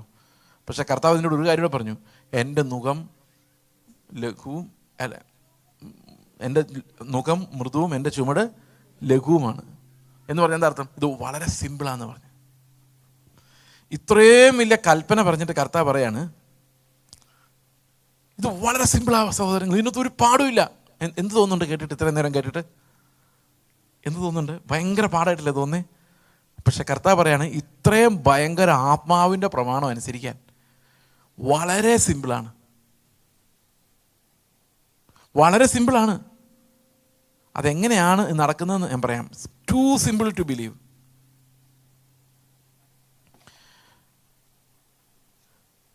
ഇവിടെ നമുക്ക് വിശ്വാസം എന്താണ് ചെയ്യുന്നതെന്ന് നോക്കാം. എന്തായാലും നിങ്ങളെല്ലാം ജീവനോടുണ്ട്, ആരും മരിച്ചിട്ടില്ല അല്ലേ? പഴയ പ്രകൃതം മരിച്ചിട്ടുണ്ടോ ആർക്കെങ്കിലും? ചത്ത് തീർന്നിട്ടുണ്ടോ? പോയോ? ഫുള്ളി ഫിനിഷ്ഡ് ആയോ? നോക്കിക്കേ, ദേഷ്യപ്പെടുന്ന സ്വഭാവം, മത്സരിക്കുന്ന സ്വഭാവം എല്ലാം തീർന്നോ? ഫുള്ളി തീർന്നോ? അങ്ങനെയല്ലേ ഇപ്പോൾ തോന്നുന്നേ? അപ്പോൾ നമുക്ക് വിശ്വാസം എന്ന് പറഞ്ഞാൽ എന്താണെന്ന് നോക്കാം. നമ്മൾ സാധാരണ വിശ്വാസ ജീവിതം, വിശ്വാസം എന്നൊക്കെ പറയുമ്പോൾ നമ്മൾ ഉദ്ദേശിക്കുന്നത് അനുദിനം ദൈവം നടത്തും ബ്രദറെ. അപ്പോൾ ദൈവം സൗഖ്യം തരും, ഇതൊക്കെയാണ് നമ്മുടെ വിശ്വാസം. ബ്രദറെ, ഞാൻ എൻ്റെ ഓരോ ആവശ്യങ്ങൾക്കും ആരോടും പൈസ ചോദിക്കാറില്ല, ദൈവമാണ് നടത്തുന്നത്. നല്ല കാര്യമാണ്. അടുത്തത്, എനിക്ക് രോഗം വന്ന് ഞാൻ ഹോസ്പിറ്റലിൽ പോകാറില്ല ബ്രദറെ, ദൈവമാണ് എനിക്ക് സൗഖ്യം തരുന്നത്. ഞാൻ രോഗശാന്തി വിശ്വസിക്കുന്നു, നല്ല കാര്യമാണ്. പക്ഷേ ഈ വിശ്വാസം കൊണ്ടൊക്കെ നമുക്ക് കിട്ടുന്നത് എന്താ? പണം, രോഗശാന്തി, ഈ ലോകത്തിലെ കാര്യങ്ങളാണ്. അതുകൊണ്ട് നമുക്ക് എങ്ങനെയാണ് പാപത്തെ ജയിക്കാൻ പറ്റുന്നത്? വയറുവേദന മാറുന്നുള്ള വിശ്വാസം നല്ല വിശ്വാസമൊക്കെയാണ്, പക്ഷെ അതുകൊണ്ട് വയറുവേദന മാറ്റാനേ കൊള്ളുള്ളൂ. സ്വർഗത്തിൽ പോകാൻ പറ്റില്ല, പാപത്തെ ജയിക്കാനും പറ്റില്ല. എൻ്റെ കടഭാരങ്ങൾ മാറും എന്നുള്ള വിശ്വാസം വളരെ നല്ല വിശ്വാസമാണ്, വേണം കേട്ടോ. വിശ്വാസമൊക്കെ നല്ല കാര്യമാണ്, പക്ഷെ അതുകൊണ്ടൊന്നും കടഭാരങ്ങൾ മാറ്റാനല്ലാതെ നമ്മളെ സ്വർഗത്തിൽ കൊണ്ടുപോകാനോ നീതീകരിക്കാനോ ഒന്നും പറ്റില്ല. അപ്പോൾ പിന്നെ നിങ്ങൾ എന്താ വിശ്വസിക്കുന്നത്? എന്ത് വിശ്വാസമാണ് നമ്മളെ നീതീകരിക്കുന്നത്? അത് നമുക്ക് നോക്കാം. വിശ്വാസം എന്നതോ ആശിക്കുന്നതിൻ്റെ ഉറപ്പും കാണാത്ത കാര്യങ്ങളുടെ ആശിക്കുന്നതിൻ്റെ ഉറപ്പാണ് വിശ്വാസം. ഞാൻ നിങ്ങളോട് ചോദ്യം ചോദിക്കട്ടെ. ഇപ്പോൾ 8 മണി കഴിഞ്ഞ് 8 മിനിറ്റായി.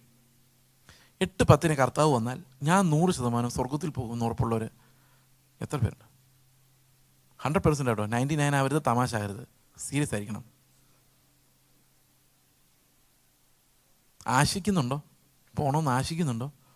ഉറപ്പില്ല. ആശിക്കുന്നതിൻ്റെ എന്തില്ല? ഉറപ്പില്ല. ചിലർക്ക് ആശയില്ല, ഉറപ്പുമില്ല. വേറെ ചിലർക്ക് ആശയുണ്ട്, പക്ഷേ ഉറപ്പില്ല. ഓക്കെ, ഉറപ്പുണ്ട് പക്ഷെ ആശയില്ലാത്തവരാരും കാണുകയില്ല, ആരും കാണുകയില്ല. പക്ഷെ നമുക്ക് ഉറപ്പുള്ള ചില കാര്യങ്ങൾ പറയട്ടെ. ദൈവം ഞങ്ങളെ സിംഗപ്പൂർ വരെ എത്തിച്ചു, ഇനി അവൻ അന്ത്യം വരെ നടത്താൻ. അന്ത്യം വരെ ഉള്ളൂ കേട്ടോ, അത് കഴിഞ്ഞുള്ള കാര്യത്തിൽ ഉറപ്പൊന്നുമില്ല. നമ്മുടെ പിള്ളേരുടെ ഭാവി, വിദ്യാഭ്യാസം, അവരുടെ റിസൾട്ട്, നമ്മുടെ ജോലിയുടെ സ്ഥിരത, രാജ്യം, പിന്നെ ഇവിടെ എല്ലാം രോഗം വരും, നമുക്ക് പകരില്ല, ദൈവം നമ്മളെ കാത്തു, ഇങ്ങനെയൊക്കെ. ഇതെല്ലാം നല്ല വിശ്വാസമല്ലേ? ആണോ അല്ലയോ? ആണ്. അപ്പോൾ എന്തൊക്കെയാ ആശിക്കുന്നത്? ഇതൊക്കെയാ ആശിക്കുന്നത്, അതൊക്കെ നമുക്ക് ഉറപ്പുവാ. ഈ സ്വർഗത്തിൽ പോകാൻ ആശയുള്ളൊരു കൈവക്കാൻ പറഞ്ഞ എല്ലാവരും കൈവക്കുമെന്ന് എനിക്കറിയാം, പക്ഷെ ആശ കൊണ്ട് വലിയ കാര്യമൊന്നുമില്ല. പ്രത്യാശ എന്ന് പറയുന്നത് ആശയേക്കാളൊക്കെ കൂടിയൊരു സാധനമാണ്. പ്രത്യാശ എന്ന് പറയുന്നത് എന്താണെന്നറിയോ? ആത്മാവെന്ന ആദ്യ ദാനം ലഭിച്ചവരായ നാം നമ്മുടെ ശരീരത്തിൻ്റെ വീണ്ടെടുപ്പായ പുത്രത്വത്തിന് വേണ്ടി കാത്തുകൊണ്ട് ഉള്ളിൽ ഞരങ്ങുന്നു. ആ ഞരക്കമാണ് പ്രത്യാശ. റോമാലേഖനം 8-ാം അധ്യായം 23-ാം വാക്യം, 24-ാം വാക്യത്തിൽ പറയുന്നു, പ്രത്യാശയാലല്ലോ നാം രക്ഷിക്കപ്പെട്ടിരിക്കുന്നത്. അപ്പം നമുക്ക് രക്ഷാകരമായ ഉറപ്പ് നൽകുന്ന പ്രത്യാശ എന്ന് പറയുന്നത് എന്തിനെക്കുറിച്ചുള്ളതാണ്? 8:23 ശരീരത്തിൻ്റെ വീണ്ടെടുപ്പായ പുത്രത്വത്തെ സംബന്ധിക്കുന്നതാണ്. ആ പ്രത്യാശയുടെ ഉറപ്പിനെയാണ് നമ്മൾ വിശ്വാസം എന്ന് പറയുന്നത്. ഈ ഞരക്കം എന്ന് പറഞ്ഞാൽ എന്താണെന്നറിയാലോ? എന്താ ഞരക്കം? രോഗം വന്ന് ഞരങ്ങുന്നു, അല്ലെ പണമില്ലാതെ ഞരങ്ങുന്നു, പിന്നെ ക്ലാസ് കേട്ട് ബോറടിച്ച് ഞരങ്ങുന്നു, 9 മണിക്ക് നിർത്തുമെന്ന് പ്രതീക്ഷിച്ചിരുന്നിട്ട് 10 മണിയായിട്ട് നിർത്താതെ ഒരു സ്റ്റോറിയും കൂടെ, ഒരു വാക്യം കൂടെ എന്ന് പറയുമ്പം ഇതെപ്പോൾ തീരുമെന്നറിയാതെ വാച്ച് നോക്കിക്കൊണ്ട് ഞരങ്ങുന്നു. ഇതെല്ലാം ഞരക്കമാണ്. പക്ഷെ ഇവിടെ പറഞ്ഞിരിക്കുന്ന ആ ഞരക്കത്തെക്കുറിച്ചല്ല. കർത്താവ് വരാൻ വേണ്ടി, അവൻ്റെ തേജസ് പ്രാപിക്കാൻ വേണ്ടി ഞരക്കത്തോടെ കാത്തിരിക്കും. ഞങ്ങളുടെ കൂട്ടായ്മയുള്ളൊരു സഹോദരനോട് പറഞ്ഞു, 18 വർഷമായി ചെയ്സേ ഞങ്ങൾ കാത്തിരിക്കുന്നു. ഞാൻ എന്തിന്? കർത്താവ് വരാൻ. ഞാൻ ചോദിച്ചു, എന്താ 18 വർഷത്തെ കണക്ക്? ഞങ്ങളുടെ കല്യാണം കഴിഞ്ഞിട്ട് 18 വർഷമായി. നിങ്ങൾ വിചാരിച്ച പോലെ അല്ല കേട്ടോ. കല്യാണം കഴിച്ച് നിങ്ങൾ വിചാരിച്ചെന്നെ അറിയാം, തല്ലിപ്പൊളി കാരണം എങ്ങനെയെങ്കിലും കർത്താവ് വന്നാൽ. അങ്ങനെയല്ല. ആ സഹോദരി പറഞ്ഞു, ഞങ്ങൾ കല്യാണം കഴിഞ്ഞപ്പോൾ ഒരു തീരുമാനം എടുത്തു. എല്ലാ ദിവസവും എഴുന്നേറ്റ് രാവിലെ എന്ത് കഴിക്കും, എന്ത് കുടിക്കും എന്ന് ചോദിക്കുന്നതിന് പകരം, കർത്താവ് ഇന്ന് നീ വന്ന ഞങ്ങൾ ഒരുങ്ങിയിരിക്കുമായിരിക്കുമോ? ഒരൊറ്റ ചോദ്യം കൊണ്ട് എഴുന്നേക്കണം, ഒറ്റ ചോദ്യം കൊണ്ട് ഉറങ്ങണം. 18 വർഷമായിട്ട് ഞങ്ങൾ അങ്ങനെ ചെയ്തിട്ടുള്ളൂ. എന്നിട്ട് പറയാണ്, ഇപ്പം എനിക്ക് വിഷമം തോന്നുക, നമ്മുടെ കാലത്തെങ്ങാനും കർത്താവ് വരാതിരിക്കുമോ, ഇനി പിള്ളേരുടെ കാലത്ത് വല്ലതും ആയിരിക്കുമോ വരുന്നത്.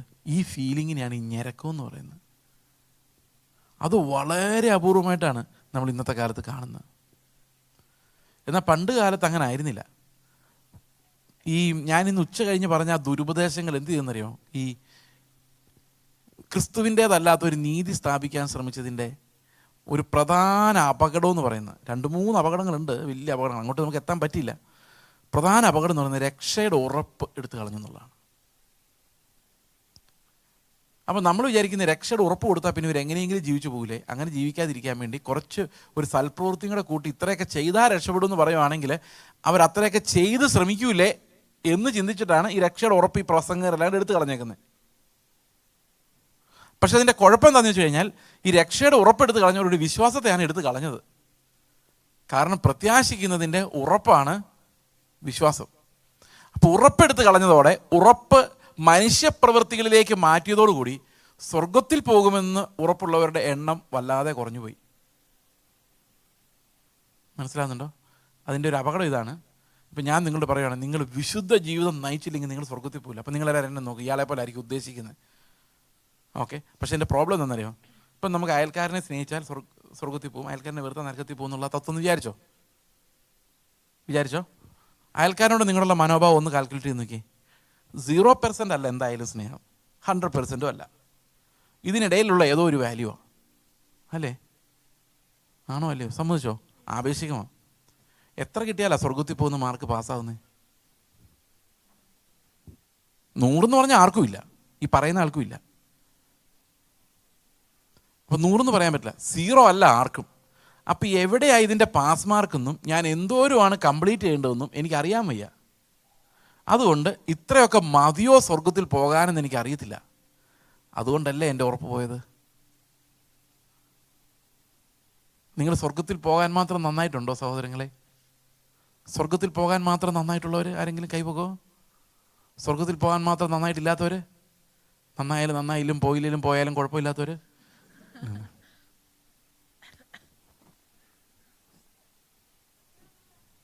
അപ്പോൾ നമുക്ക് നന്നാകാൻ ക്രിസ്തുവിൻ്റേതല്ലാത്തൊരു സ്റ്റാൻഡേർഡ് വെച്ച് കഴിയുമ്പോൾ എന്ത് സംഭവിക്കും? രക്ഷയുടെ ഉറപ്പില്ലാതായി പോകും.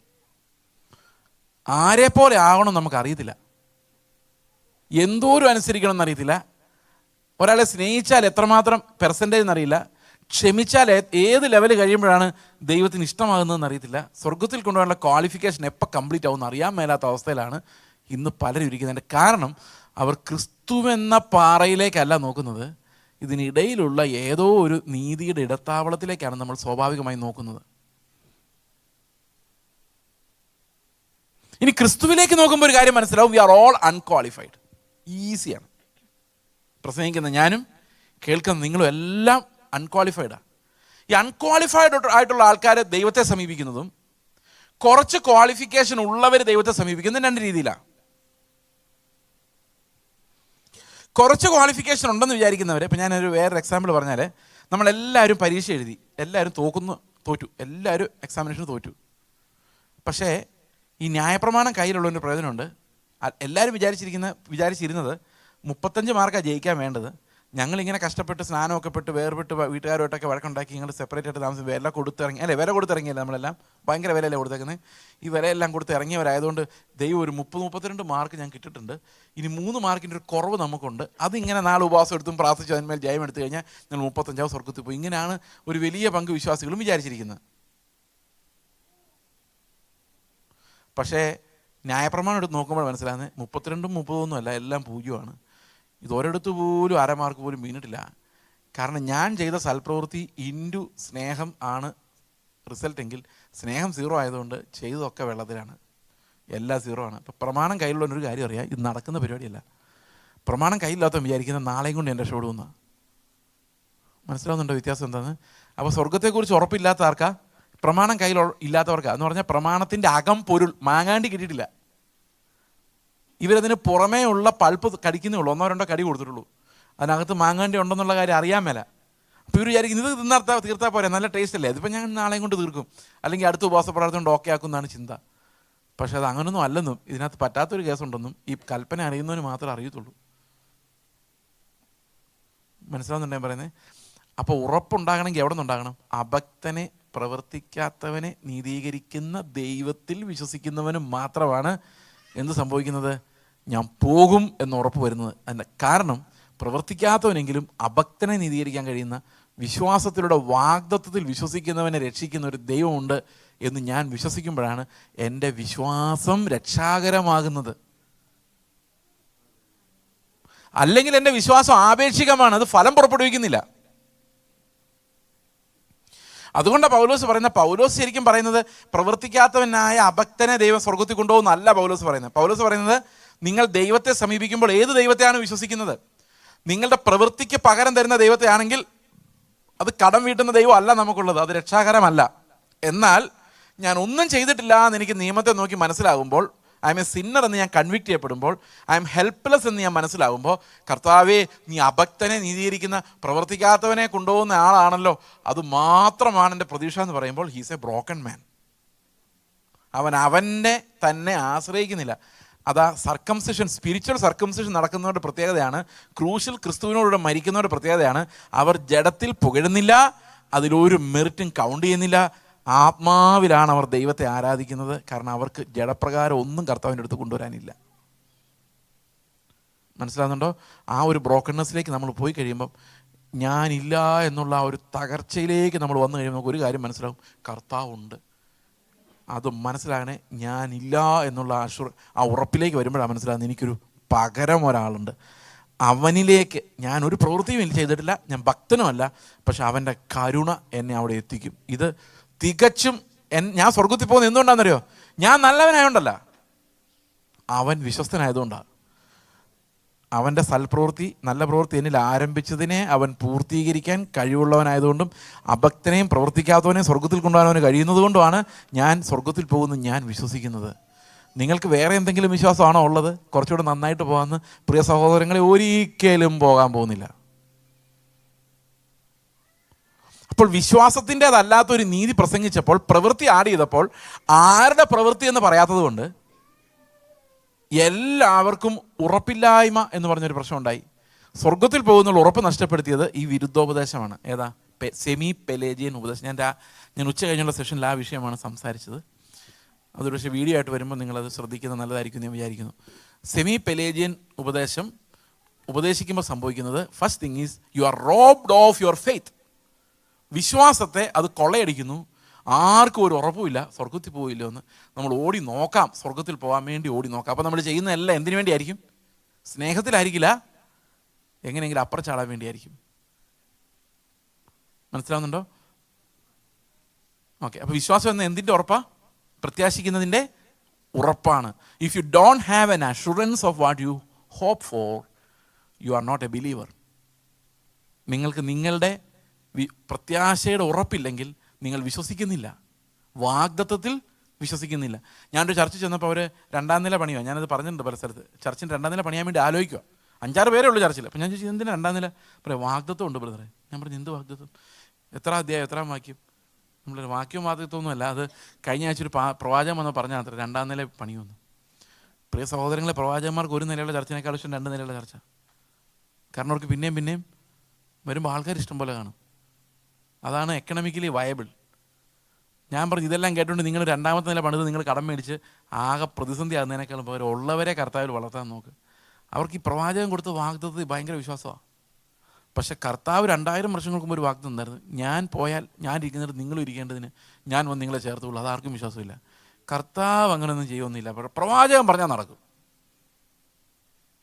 ഈ ചില റോമൻ കത്തോലിക്കൽ വിളിച്ചിരുന്നു, യേശു ക്രിസ്തു ഒക്കെ ഉണ്ടെന്ന് എന്താ തെളിവ്? എനിക്ക് മറിയം മാതാവുണ്ട്, അതവർക്കൊരു സംശയമില്ല.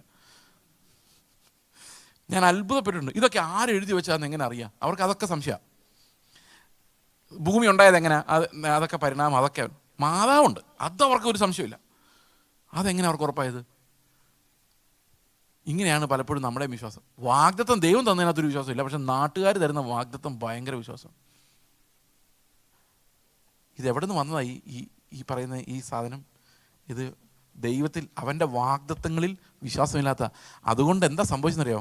കർത്താവ് പറഞ്ഞു, നിങ്ങൾ അബ്രഹാമിൻ്റെ മക്കളാന്ന് വെറുതെ പറയുന്ന ഈ നിങ്ങൾ പിശാചെന്ന്. നമ്മൾ രാവിലെ കണ്ടില്ലേ, അബ്രഹാമിൻ്റെ ഫെയ്ത്തും സാത്താൻ്റെ ഫെയ്ത്തും. ഈ അബ്രഹാമിൻ്റെ ഫെയ്ത്തും സാത്താൻ്റെ ഫെയ്ത്തും തമ്മിലുള്ള വ്യത്യാസം എന്ന് വെച്ചാൽ സാത്താൻ്റെ ഫെയ്ത്ത് കൊണ്ട് ഒരു പ്രയോജനമില്ല. സാത്താന് കാര്യങ്ങളെല്ലാം കറക്റ്റായിട്ട് അറിയാം. പാപികൾക്ക് വേണ്ടി കർത്താവ് മരിച്ചു എന്നറിയാം, സാത്താൻ അറിയാം. സാത്താൻ പാപിയാണ്, പക്ഷെ അവനൊരു പ്രയോജനമില്ല. അതാണ് സാത്താൻ്റെ വിശ്വാസം. എബ്രഹാമിൻ്റെ വിശ്വാസം എന്ന് പറഞ്ഞാൽ എന്തായിട്ട് വരും? അത് നീതിയായി വരും, നീതിമാനായിട്ട് അവനെ മാറ്റും. അത് അവൻ്റെ വിശ്വാസം. കാരണം മരിച്ചവരെ ഉയർപ്പിക്കുന്ന ദൈവം ഇല്ലാത്തതിനുള്ള പോലെ വിളിച്ചു വരും ദൈവം എന്ന് വിശ്വസിച്ചപ്പോൾ അത് അവന് നീതിയായിട്ട് വരും. പക്ഷേ സാത്താൻ അങ്ങനെ നീതിയായിട്ട് വരില്ലെന്ന് മാത്രമല്ല, അവൻ അതുകൊണ്ട് ഒരു പ്രയോജനവും ഇല്ല. അപ്പോൾ കർത്താവിൻ്റെ കാലത്ത് പരീശന്മാർ എന്നിട്ട് പറഞ്ഞു, ഞങ്ങളെ എബ്രാഹിമിൻ്റെ പിള്ളേരാന്ന് പറഞ്ഞു. അപ്പോൾ കർത്താവ് പറഞ്ഞു, നിങ്ങൾ എബ്രാഹിമിൻ്റെ മക്കളൊന്നുമല്ല, നിങ്ങൾ പിശാചിൻ്റെ വിശ്വാസമുള്ളവരാണ്. അത് തന്നെ യാക്കോബ് എടുത്ത് പറയുന്നത്. പിശാചിൻ്റെ വിശ്വാസം എന്ന് പറഞ്ഞാൽ എന്താ? വിശ്വാസമുണ്ട്, പക്ഷെ അതുകൊണ്ടൊരു പ്രയോജനവും ഇല്ല. അപ്പോൾ എന്നിട്ട് കർത്താവ് പറയാണ്, നിനക്ക് എബ്രാഹിമിനെ കുറിച്ച് എന്തറിയാം? അവിടെ നിനക്ക് എബ്രഹാമിന് വേണമെങ്കിൽ കല്ലിനകത്ത് മക്കളെ കൊടുക്കാൻ പറ്റുമായിരുന്നു. അതായിരുന്നു അവൻ്റെ വിശ്വാസം. നിങ്ങളുടെ വിശ്വാസം എന്ന് പറഞ്ഞാൽ പിശാചിൻ്റെ വിശ്വാസമാണ്. അപ്പോൾ ഫെയ്ത്ത് എന്ന് പറയുന്ന ദൈവത്തിൻ്റെ വാഗ്ദത്വം. അവൻ ഇല്ലാതായി പോയാലും അവൻ്റെ ശരീരത്തിൽ നിന്ന് പ്രൊഡ്യൂസ് ചെയ്യാവുന്ന അവസാനത്തെ കണിയാണ് ഇസ്ഹാക്ക്, കണികയാണ് ഇസ്ഹാക്ക്. അവനും മരിച്ചുപോയി, ബാലനായി. പിന്നെ എബ്രഹാമിന് പ്രായം എത്രയും നല്ല ചോദിക്കുക, അപ്പോഴാണ് ഇവനെ സാക്രിഫൈസ് ചെയ്യാൻ പോകുന്നത്. അപ്പോൾ എബ്രഹാം വിശ്വസിക്കുകയാണ്, ഇവനെ കൊന്നാലും ഇപ്പം ഇല്ലാതായാലും പുനരുത്ഥാനത്തിലൂടെ കർത്താവ് തിരിച്ചു വരും. വാഗ്ദത്തം ദൈവം തന്നെങ്കിൽ അത് ഡിവൈഫൈക്കാർ തരുന്ന പോലെയല്ല, അത് എന്നേക്കും നിലനിൽക്കുന്ന വാഗ്ദത്തമാണ്. അത് വിശ്വസിക്കുന്നവരാണ് അബ്രഹാമിൻ്റെ മക്കൾ. അതുകൊണ്ട് റോമർ 4 പറയാണ്, ആരെല്ലാം ഈ പുനരുത്ഥാനത്തിൽ വിശ്വസിക്കുന്നു, എൻ്റെ നീതീകരണത്തിന് വേണ്ടിയാണ് യേശുവിനെ ഉയർപ്പിച്ചതെന്ന് ആരെല്ലാം വിശ്വസിക്കുന്നു, അവർക്കെല്ലാം ആ വിശ്വാസം നീതിയായി കണക്കിടുന്നത്. റോമാലേഖനം 4 അവസാനത്തെ വാക്യമാണ്. നമുക്ക് അങ്ങോട്ട് വരാം. അപ്പോൾ വിശ്വാസത്തിൻ്റെ ഒന്നാമത്തെ ഭാഗം എന്ന് പറയുന്നത് പ്രത്യാശിക്കുന്നതിൻ്റെ ഉറപ്പാണ്. Assurance of things hoped for. പ്രിയ സഹോദരങ്ങളെ, അന്ത്യകാലത്ത് പിശാച് ഈ സെമി പെലേജിയൻ ഡോക്ട്രിനിലൂടെ അനേകം വിശ്വാസികളുടെ വിശ്വാസത്തെ തകർത്തിട്ടുണ്ട്. അവർ കർത്താവിൻ്റെ വാഗ്ദത്തങ്ങളെ വിശ്വസിക്കുന്നില്ല.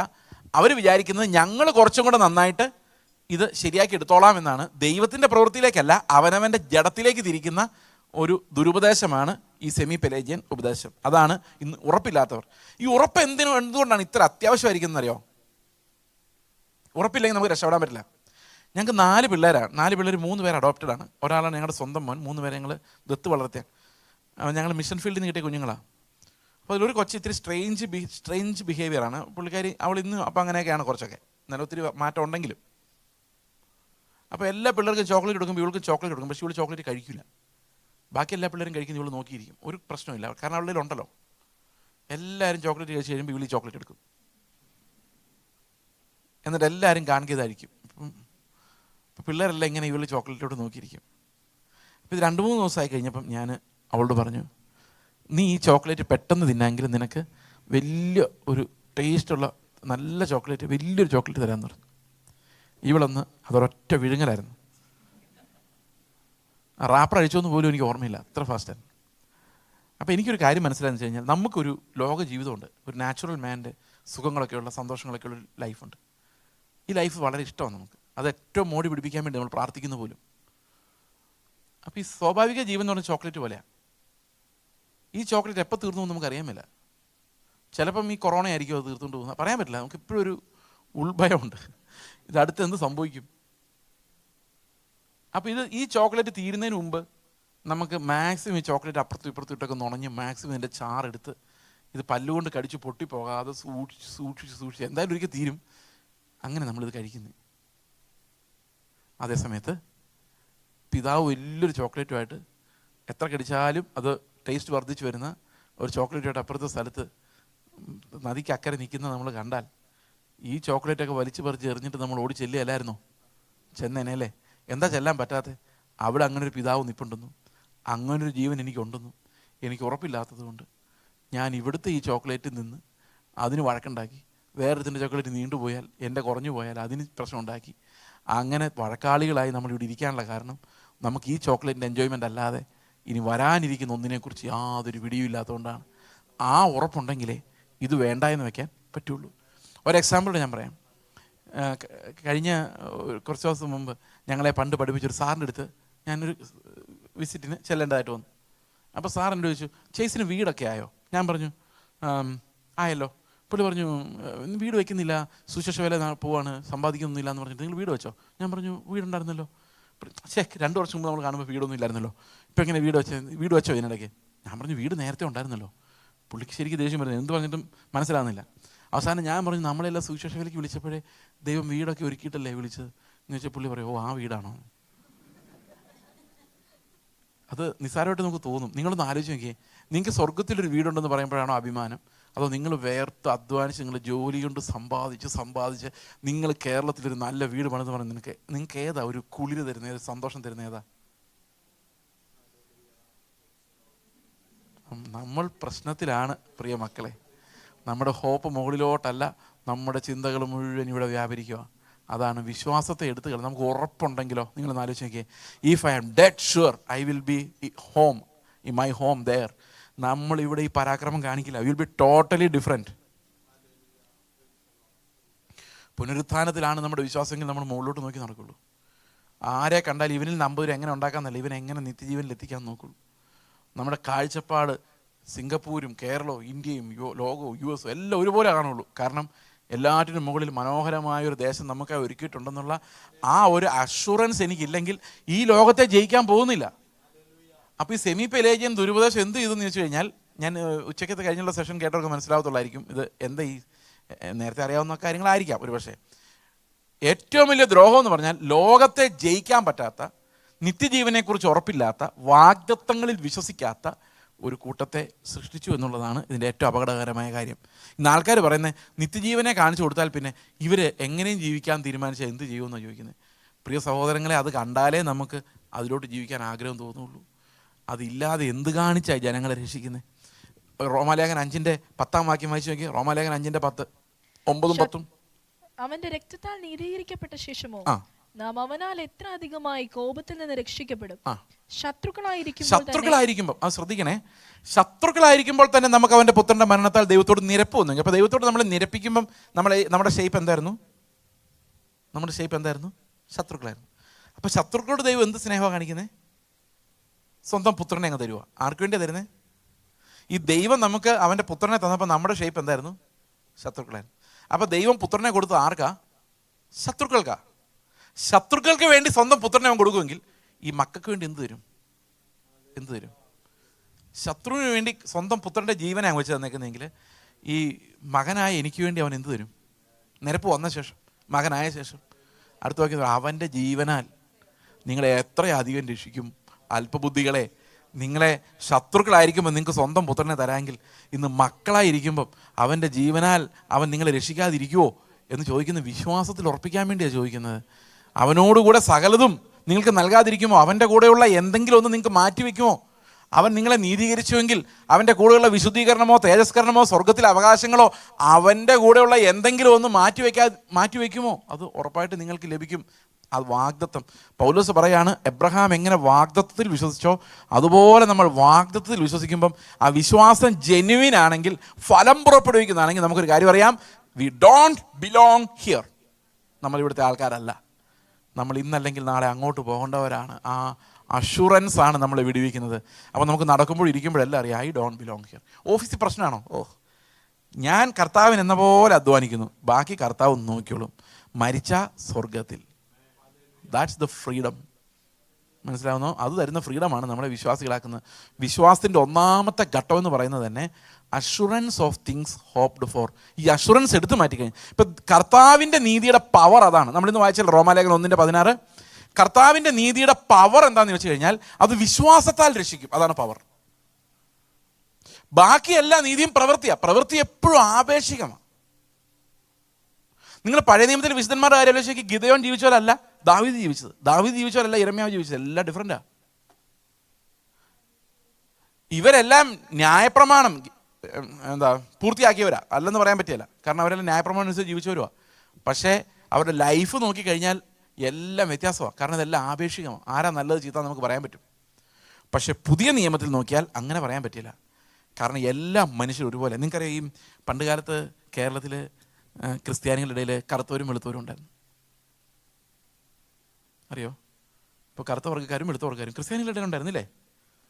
ചില ക്രിസ്ത്യാനികൾ കറുത്തവരെ കയറ്റിയില്ലായിരുന്നു ചർച്ചിനകത്ത്. അപ്പം നമ്മൾ നോക്കുമ്പം നമ്മളിപ്പോഴും ചോദിക്കും, ഒരു കല്യാണത്തിന് പോയി പെണ്ണ് വെളുത്താണോ കറുത്താണോ? ചെറുക്കനോ? സന്തോഷമായി. പക്ഷേ സായിപ്പ് വന്നപ്പോഴാണ് മനസ്സിലായത് നമ്മളെല്ലാം ബ്രൗണാണ്, വെളുത്തോ അല്ല കറുത്തോ അല്ല. അതുവരെ നമ്മൾ കുറേ വെളുത്തവും കുറേ കറുത്തവരും. സായിപ്പ്മാർ പറഞ്ഞു എല്ലാം നോക്കി ഒരുപോലെ ഇരിക്കുന്നു, എല്ലാം ബ്രൗൺ, എല്ലാത്തിനും ഇങ്ങനെ പിടിച്ച് ഒരു സർച്ചിലോട്ട് ഇട്ടാരെ. അങ്ങനെയാണ് CSIയിൽ എല്ലാവരും വന്ന്. അതുപോലെ നമ്മൾ അങ്ങോട്ടും ഇങ്ങോട്ടും നോക്കുമ്പം നമ്മൾ ചിലർ നല്ലവരും ചിലർ മോശവും ചിലർ, പക്ഷെ കർത്താവ് നോക്കുമ്പോൾ എല്ലാം ബ്ലാക്ക്. ബ്ലാക്ക് എന്ന് പറഞ്ഞാൽ ബ്ലാക്ക് അല്ല, ഡാർക്ക്നെസ്, എല്ലാം ഡാർക്ക്നെസ്. ഞാൻ ശരീരത്തിൻ്റെ ബ്ലാക്ക്നെസ്സിനെ കുറിച്ചല്ല ഉദ്ദേശിച്ചത്, ഡാർക്ക്നെസ്സിനെ കുറിച്ച് ഉദ്ദേശിച്ചത്. ഓൾ ആർ ദ സെയിം, എല്ലാം ഒന്നുപോലെ. എന്നിട്ട് പറയാം വെളിച്ചം ഒരിടത്ത് മാത്രമേ വരുള്ളൂ, ബാക്കിയെല്ലാം പോകാം. അപ്പോൾ അവനിൽ വിശ്വസിക്കുന്ന രക്ഷപ്പെടും. അപ്പോൾ അങ്ങോട്ട് നോക്കാൻ നമുക്ക് പ്രവൃത്തിയാൽ സാധിക്കില്ലാതാക്കി എന്തിനാ? വിശ്വാസത്താലാക്കാൻ വേണ്ടി. ഇതെല്ലാം വിശ്വാസത്താലാക്കിയെങ്കിൽ എല്ലാവരും രക്ഷിക്കാൻ പറ്റുള്ളൂ. പ്രമാണത്താലാക്കിയെങ്കിൽ കുറേ ആൾക്കാരെ, കഴിവുള്ളവരെ, നല്ല കുടുംബത്തിൽ പിറന്നവരൊക്കെ ജയിച്ചു പോയനെ. പക്ഷെ വിശ്വാസത്താലാക്കിയപ്പോൾ സകലരെ രക്ഷിക്കാൻ അതിന് കഴിയുമെന്നുള്ള അവസ്ഥ വന്നു. കാരണം അവരെല്ലാം നോക്കുന്നത് ആപേക്ഷികമായ പ്രവൃത്തിയാൽ സാധിക്കുന്ന നീതിയിലേക്കല്ല, ആപേക്ഷികമല്ലാത്തതും അബ്സല്യൂട്ടായതും യേശുവിൻ്റേതായതും വിശ്വാസത്താൽ മാത്രം കഴിയുന്നതുമായ ആ നീതിയുടെ പെർഫെക്ഷനിലേക്ക് നോക്കിയപ്പം ഈ വിശ്വാസത്തോടു കൂടെ പിന്നെ ഒന്നും കൂട്ടിച്ചേർക്കാൻ പറ്റില്ല. ആ faith is enough, faith is complete, faith brings U Christ himself. മനസ്സിലാവുന്നുണ്ടോ? ഈ ഫെയ്ത്താണ് നമ്മളെ രക്ഷിക്കുന്ന വിശ്വാസം. എത്ര പേർക്ക് ഉറപ്പുണ്ട് സ്വർഗത്തിൽ പോകുന്നത്?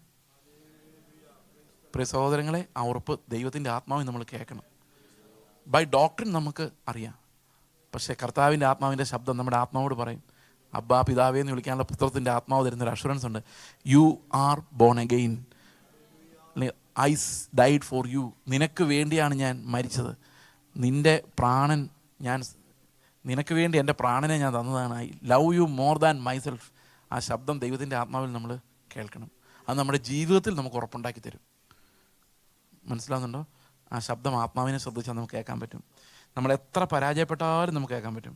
പുറകോട്ട് നോക്കല്ലേ, മുമ്പോട്ട് നോക്കിക്കോ, ഞാൻ നിന്നെ രക്ഷിച്ചതാണ്. പുറകോട്ട് നോക്കിയാൽ നമ്മൾ നിരാശപ്പെട്ടു പോകും. മുമ്പോട്ട് നോക്കി ഓടിക്കോ, നമ്മുടെ മുമ്പിൽ ഒരു ലക്ഷ്യമുണ്ട്. അത് യേശുവിൻ്റെ ജീവനാണ്.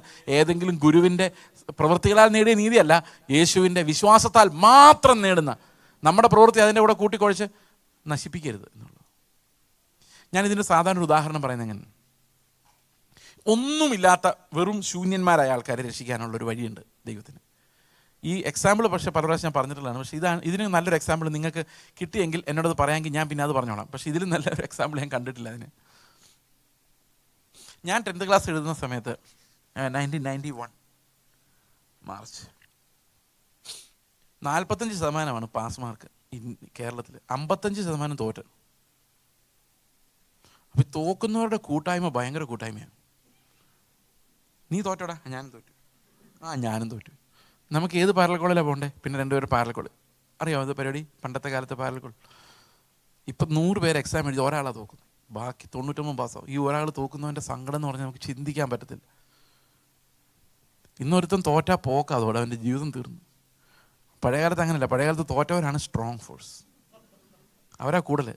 ചില സ്കൂളിലൊക്കെ എല്ലാവരും തോക്കുക, ചിലടത്ത് ഒരാൾ ജയിക്കുള്ളൂ. അപ്പോൾ അവനാണ് ഒറ്റപ്പെട്ടവൻ, ബാക്കി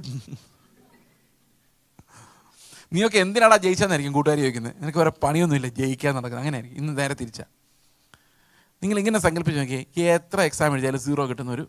ഇപ്പം നിങ്ങൾ എന്നെ നോക്കുമ്പോൾ നിങ്ങൾ വിചാരിക്കുമോ ഇയാൾ അത്ര 0 ഒന്നും ആയിരിക്കാൻ സാധ്യതയില്ല. അങ്ങനെ വിചാരിച്ചാൽ നിങ്ങൾ കർത്താവിനെ കണ്ടിട്ടില്ല എന്നതിനർത്ഥം. കാരണം ചേസിനെ നല്ല ലോകത്ത് ഏത് മനുഷ്യനെ കണ്ടാലും അയാളൊരു 0 ആണെന്ന് നിങ്ങൾക്ക് തോന്നുന്നില്ലെങ്കിൽ അതിനർത്ഥം നിങ്ങൾ കർത്താവിനെ നോക്കുന്നില്ല, ഈ മനുഷ്യനെ നോക്കി നന്നാവും നോക്കുക എന്നാണ്. അത് വെറും പൊട്ടത്തരമാണ്. ഞാനിപ്പോൾ ഒരു എക്സാമ്പിൾ നിങ്ങളോട് പറയാം. ഞാനിപ്പം ഈ നിങ്ങളോട് സംസാരിക്കുന്നുണ്ടല്ലോ, ഇപ്പം ഇന്നലെയായി, ഇന്നായി, നാളെയായി, നാളെ കഴിഞ്ഞായി. നാളെ കഴിഞ്ഞുണ്ടല്ലോ അല്ലേ? അപ്പോൾ എനിക്ക് എത്ര മാർക്ക് കർത്താവ് തരുമായിരിക്കും ഈ പ്രസംഗത്തിന് എന്നറിയാം? 0. ഒരു പ്രധാന കാരണം വെച്ച് കഴിഞ്ഞാൽ എനിക്ക് നിങ്ങളോട് ആരുടെയും അകപ്പേ ഇല്ല. അതാണ് എൻ്റെ പ്രശ്നം. ഞാൻ റോഡിൽ ഇറങ്ങി നിങ്ങൾ പ്രൈസ് ലോഡ് എന്ന് പറഞ്ഞാൽ എനിക്ക് ഓർമ്മ പോലും വരികയില്ല. എനിക്ക് ഓർമ്മശക്തിയും വളരെ കുറഞ്ഞ ഒരാളാണ്. കാരണം പാസ്റ്റർമാർക്കൊക്കെ സാധാരണ ഭയങ്കര ഓർമ്മശക്തിയാണ്, എനിക്കതില്ല. കഴിഞ്ഞ ഡിസംബറിൽ ഞാനൊരു ചർച്ചിൽ പ്രസംഗിക്കാൻ പോയി. ചർച്ചിൻ്റെ ക്യാമ്പായിരുന്നു. അപ്പോൾ അവിടുത്തെ ഒരു അങ്കിൾ എന്നോട് തോന്നു പറഞ്ഞു, പാസ്റ്റർ ഓർക്കുന്നുണ്ടോ എന്നെ? ഞാൻ പറഞ്ഞില്ല. കഴിഞ്ഞ 6 മാസം മുമ്പ് പാസ്റ്റർ ഞങ്ങളുടെ ചർച്ച വന്നായിരുന്നില്ല. അതെ, അന്ന് 3 ദിവസം ഞങ്ങളുടെ വീട്ടിലാണ് താമസിച്ചത്.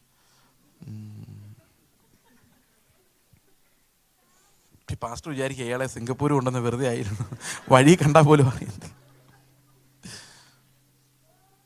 ഈ മനുഷ്യൻ നിങ്ങളുടെ അകപ്പേ ഉണ്ടെന്ന് പറഞ്ഞാൽ നിങ്ങൾ വിചാരിക്കുക ഇയാൾ എന്തായി പറയുന്നത്, വഴി കണ്ടിട്ട് പ്രൈസ് ലോഡ് എന്ന് പറഞ്ഞിട്ട് തിരിച്ചറിയാത്ത ഇവനാണ് അഗപ്പെ.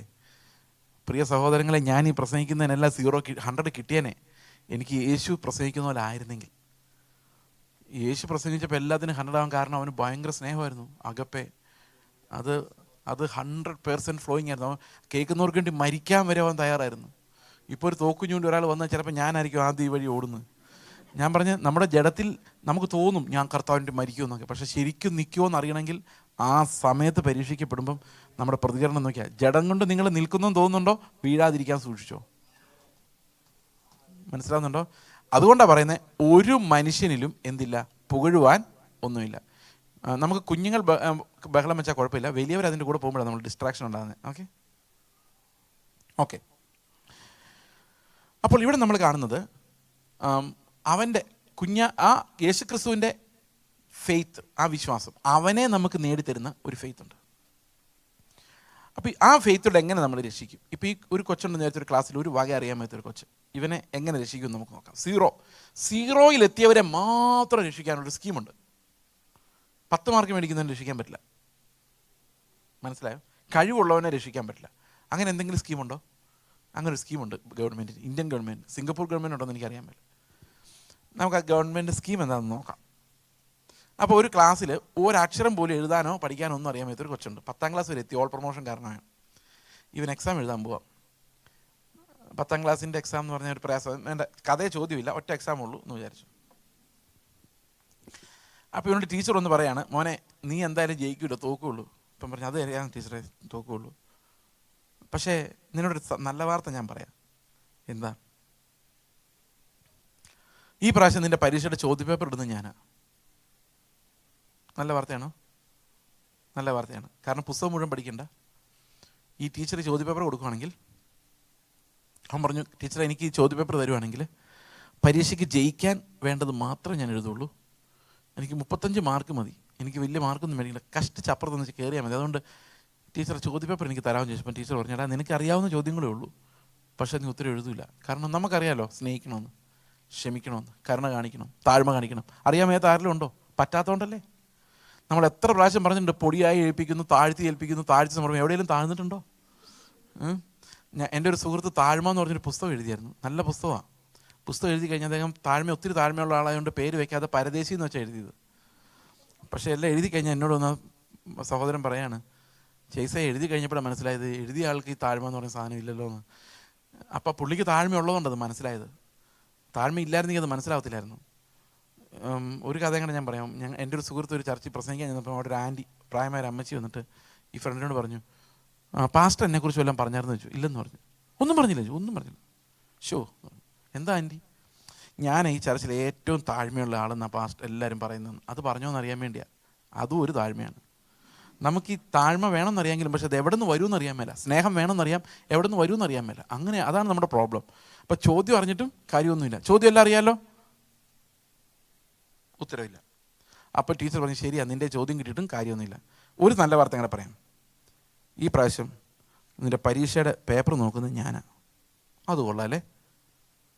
അപ്പം പുള്ളി പറഞ്ഞു, അങ്ങനെയാണെങ്കിൽ ടീച്ചറെ ഞാനൊരു കാര്യം ചെയ്യാം, എല്ലാ പരീക്ഷയുടെയും ക്വസ്റ്റ്യൻ പേപ്പർ ഞാൻ എഴുതി വെക്കാം, ക്വസ്റ്റ്യൻ നമ്പർ, എന്നാൽ ക്വസ്റ്റ്യൻ തന്നെ പകർത്തി വെച്ചേക്കാം, എനിക്കതേ പറ്റുള്ളൂ. ടീച്ചർ എവിടെയെങ്കിലുമൊക്കെ ശരിയിട്ട് 2, 6, 8, 3, 4, 2 കൊടുത്ത് എങ്ങനെയെങ്കിലും ഒരു 35 ആക്കി തന്നാൽ ഞാൻ ഈ പരിപാടി നിർത്തി പൊക്കോളാം.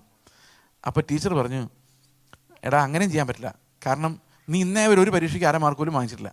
ഈ പരീക്ഷയ്ക്ക് നീ 35 മേടിച്ചാൽ ഉറപ്പായിട്ട് നിൻ്റെ പേപ്പർ എടുത്ത് നോക്കും, ഒന്നും ഇല്ലായിരുന്നു മനസ്സിലാവും. അപ്പോൾ എൻ്റെ പണിയും പോവും. അതുകൊണ്ട് നീതിയായതല്ല ചെയ്യാൻ പറ്റില്ല. അപ്പോൾ ഇവൻ ചോദിക്കും, ടീച്ചർ എന്നാൽ പിന്നെ എന്ത് സദ്വാർത്ത കണ്ടാ വന്നത് അല്ലേ ഇങ്ങനെയൊക്കെ പറഞ്ഞ് പറ്റിക്കാൻ? ഇത് രണ്ടും ഒരു സദ്വാർത്ത ആയോ? ആയില്ല. പക്ഷെ ഇത് 2 സദ്വാർത്ത ആകാൻ പോവുക. പഴയ നിയമം വായിക്കുന്നതല്ലേ ഈ 2 കാര്യങ്ങൾ, അതിൽ അപൂർണമാണ്. ഇനി പുതിയ നിയമം കൂടെ വന്നു കഴിയുമ്പം ഇതെല്ലാം കറക്റ്റായിട്ട് കണക്റ്റ് ആവും. നോക്കിയോണേ. അപ്പോൾ ടീച്ചർ പറയടാ, ഞാൻ ഒരു കാര്യം കൂടെ പറയാനുണ്ട്, അതും കൂടെ ചേർത്താൽ ഈ ന്യൂസ് പൂർത്തിയാവുള്ളൂ. അപ്പോൾ എന്താ ടീച്ചർ? അത് നിനക്ക് എക്സാം എഴുതാനുള്ള ബുദ്ധി ഇല്ല എന്നുള്ള കാര്യം ഗവൺമെൻറ് മനസ്സിലാക്കിയിട്ടുണ്ട്. എൻ്റെ സൈക്കോളജിസ്റ്റിൻ്റെ സർട്ടിഫിക്കറ്റ് ഉണ്ട്. അതുകൊണ്ട് നിനക്ക് നിൻ്റെ എക്സാം ഒരു സ്ക്രൈബിനെ വെച്ച് എഴുതിപ്പിക്കാം. അതായത് നീ പറഞ്ഞു കൊടുത്താൽ വേറൊരുത്തിന് എഴുതിയാൽ മതി. അപ്പോൾ അവൻ പറഞ്ഞു, ടീച്ചർ അതുകൊണ്ട് എന്താ കാര്യം? എനിക്ക് എന്തെങ്കിലും അറിയണ്ടേ പറഞ്ഞു കൊടുക്കണമെങ്കിൽ? ഇപ്പോൾ ഒരുത്തിനെ വിളിച്ചിരുത്തിയാൽ അവൻ എഴുതാൻ പോകും, ഞാൻ പറഞ്ഞു കൊടുത്താലല്ലേ അവൻ എഴുതുള്ളൂ. അപ്പോൾ പിന്നെ അതുകൊണ്ട് എന്താ കാര്യം?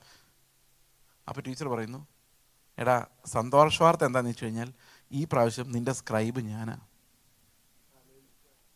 അപ്പോൾ ആദ്യത്തെ വാർത്ത എങ്ങനെയുണ്ട്? ക്വസ്റ്റ്യൻ പേപ്പർ തയ്യാറാക്കിയത് ഇയാൾ തന്നെ. നല്ല വാർത്തയായില്ലേ? ആൻസർ പേപ്പർ വാല്യൂ ചെയ്യുന്നതും ഇയാൾ തന്നെ. നല്ല വാർത്തയല്ലേ? ഇപ്പം നല്ല വാർത്തയായില്ലേ? കാരണം എന്താ? ആൾ തന്നെയാണ്. എത്ര മാർക്ക് കിട്ടുമായിരിക്കും? ഫുള്ളല്ലേ കിട്ടാൻ പറ്റുള്ളൂ. 99 ആണെങ്കിലോ നമുക്ക് ടീച്ചറോട് ചോദിക്കാം, പിന്നെ എന്തുദ്ദേശിച്ചായി ചോദ്യം ഇട്ടതെന്നല്ലേ? ചോദിക്കാൻ പറ്റത്തില്ലേ? നിങ്ങൾ തന്നെ ഉത്തരം എഴുതിയിട്ടും 99, അതെങ്ങനെ ശരിയാവും? അപ്പോൾ ചോദ്യം ഇട്ട ആൾ എഴുതുമ്പോൾ 100 കിട്ടണ്ടേ? ന്യായമല്ലേ? അപ്പം എനിക്ക് പകരം ഈ ചോദ്യം ഇട്ടതാൾ തന്നെ എക്സാം എഴുതുവാണെങ്കിൽ എത്ര മാർക്ക് കിട്ടും എനിക്ക്? ഇനി 100ൽ നിന്ന് കുറയണമെങ്കിൽ എന്ത് ചെയ്യണം? ഞാൻ ഇയാളോട് പറയണം, ഈ ഒരു ചോദ്യത്തിൻ്റെ ഉത്തരം ഞാൻ തന്നെ എഴുതാം. അവിടെ എത്ര കിട്ടും? മനസ്സിലായോ? അപ്പം നമ്മൾ ഈ 0 മേടിക്കാനുള്ള കാരണം എന്താ? നമുക്കൊരു പകരക്കാരനെ ദൈവം തന്നിട്ടുണ്ട്. പക്ഷേ നമ്മൾ തന്നെ എക്സാം മുഴുവൻ എഴുതുന്നത്, മുഴുവൻ മുട്ട വാങ്ങിച്ചുകൊണ്ടിരിക്കുക. നിങ്ങൾ ഇങ്ങനെ, ഞാനിത് ചുമ്മാ പറഞ്ഞാണോ നോക്കിയത്? ബൈബിളിൽ അങ്ങനെ തന്നെ എഴുതിയിട്ടുണ്ടോ നോക്കി. ബൈബിളിലെ വാക്യമാണ് ഞാൻ വായിച്ചത്. റോമാലേഖനം 8-ാം അധ്യായത്തിൻ്റെ 3ഉം 4ഉം വാക്യങ്ങളാണ് ഇപ്പം ഞാൻ വായിച്ചത്. വായിച്ചു. ജഡത്താലുള്ള ബലഹീന നിമിത്തം ന്യായപ്രമാണത്തിന് കഴിയാതിരുന്നതിനെ സാധിപ്പിക്കാൻ ദൈവം തന്റെ പുത്രനെ. അപ്പൊ ജഡം മോശമായതുകൊണ്ട്, ന്യായപ്രമാണത്തിന് അനുസരിക്കാൻ പറ്റാത്തതുകൊണ്ട്, തോറ്റുപോകുന്നതുകൊണ്ട് ദൈവം എന്ത് ചെയ്തു? തൻ്റെ പുത്രനെ പാപജഡത്തിന്റെ സദൃശത്തിൽ എന്ന് പറഞ്ഞാൽ പാപജഡത്തിലല്ല കേട്ടോ. യേശുക്രിസ്തു പാപജഡത്തിൽ വന്നു എന്നുള്ളത് വേറൊരു ദുരുപദേശം. യേശുക്രിസ്തുവിന് പാപം ചെയ്യാൻ പറ്റുമായിരുന്നു. കേട്ടിട്ടുണ്ടോ? ദുരുപദേശമാണ്. യേശുക്രിസ്തുവിന് പാപം ചെയ്യാൻ പറ്റുമായിരുന്നു. പാപചിന്തകൾ ഉണ്ടായിരുന്നു. ഇങ്ങനെ കേട്ടിട്ടുണ്ടോ? ചിന്തിച്ചു ഈ കല്ലിനെ അപ്പമാക്കി മാറ്റിയാലോ ചിന്തിച്ചു, വേണ്ടാന്ന് വെച്ചു. പ്രവൃത്തിയില്ല, മരമുണ്ട് ഉള്ളിൽ, ഫലം പുറപ്പെടുവിച്ചില്ലെന്നേ ഉള്ളൂ. അപ്പോൾ യേശുക്രിസ്തു യാഗമായി മാറി എനിക്ക് പകരമാവാൻ പറ്റുമോ? പറ്റുകയില്ല. അപ്പോൾ യേശുക്രിസ്തുവിൽ പാപമുണ്ടായിരുന്നില്ല, പാപചിന്തകളും ഉണ്ടായിരുന്നില്ല. മനസ്സിലാവുന്നുണ്ടോ? He was pure and perfect offering in my place. അവിടെ പറഞ്ഞിരിക്കുകയാണ്, പാപജഡത്തിലല്ല, പാപജഡത്തിൻ്റെ സദൃശ്യത്തിലും പാപനിമിത്തം അയച്ചു. അപ്പം ഈ പാപജഡത്തിൻ്റെ സദൃശ്യത്തിൽ എന്തിനാ അയച്ചത്? എൻ്റെ പാപനിമിത്തം. എനിക്ക് കൽപ്പന പൂർത്തിയാക്കാൻ പറ്റുന്നില്ല, ആൻസർ എഴുതി തീർക്കാൻ പറ്റുന്നില്ല. അതിന് പകരം ഇത് പൂർത്തിയാക്കാൻ ഒരാളെ ദൈവം അയച്ചു. അവൻ 2 കാര്യങ്ങൾ ചെയ്തു. ഒന്ന്, ഒരു വാക്യം, പാപത്തിന് ജഡത്തിൽ ശിക്ഷ വിധിച്ചു. അപ്പം ശരീരത്തിൽ തന്നെ ശിക്ഷ അനുഭവിക്കണമായിരുന്നു നമ്മൾ. ആ ശിക്ഷ ആരെടുത്തു? യേശു എടുത്തു. ജഡത്തെയല്ല, ആത്മാവിനെ അത്ര അനുസരിച്ച് നടക്കുന്ന നമ്മിൽ ന്യായപ്രമാണത്തിന്റെ നീതി നിവൃത്തിയാകേണ്ടതിന് തന്നെ. അപ്പം ആരിലത് നിവൃത്തിയായത്? എന്നിൽ നിവൃത്തിയാകാൻ വേണ്ടിയാണ് യേശു എന്ത് ചെയ്തത്? എനിക്ക് പകരം വന്നത്, പൂർത്തിയാക്കിയത്. അപ്പോൾ ഞാൻ വിശ്വാസത്താൽ ആത്മാവിൽ ജീവിക്കുമ്പോൾ എൻ്റെ ഉള്ളിൽ നിവൃത്തിയാകുന്ന ആര് പൂർത്തിയാക്കിയ നീതിയാ? യേശു പൂർത്തിയാക്കിയ നീതി. മനസ്സിലാവുന്നുണ്ടോ? എൻ്റെ ജഡം കൊണ്ടത് കഴിയാത്തത് കൊണ്ട് എനിക്കൊരു പകരക്കാരനെ കർത്താവ് വിട്ടു. ഓക്കെ, അപ്പോൾ ഒന്ന് ചിന്തിച്ച് നോക്കിയേ. യേശു ക്രിസ്തു കാൽവരി ക്രൂശിൽ എനിക്ക് പകരമായി മരിച്ചു എന്ന് നമുക്ക് എല്ലാവർക്കും അറിയാം, സംശയമില്ല. പക്ഷേ ഈ ഫെയ്ത്ത് നമ്മളോട് പറയുന്നത് അങ്ങനെയല്ല.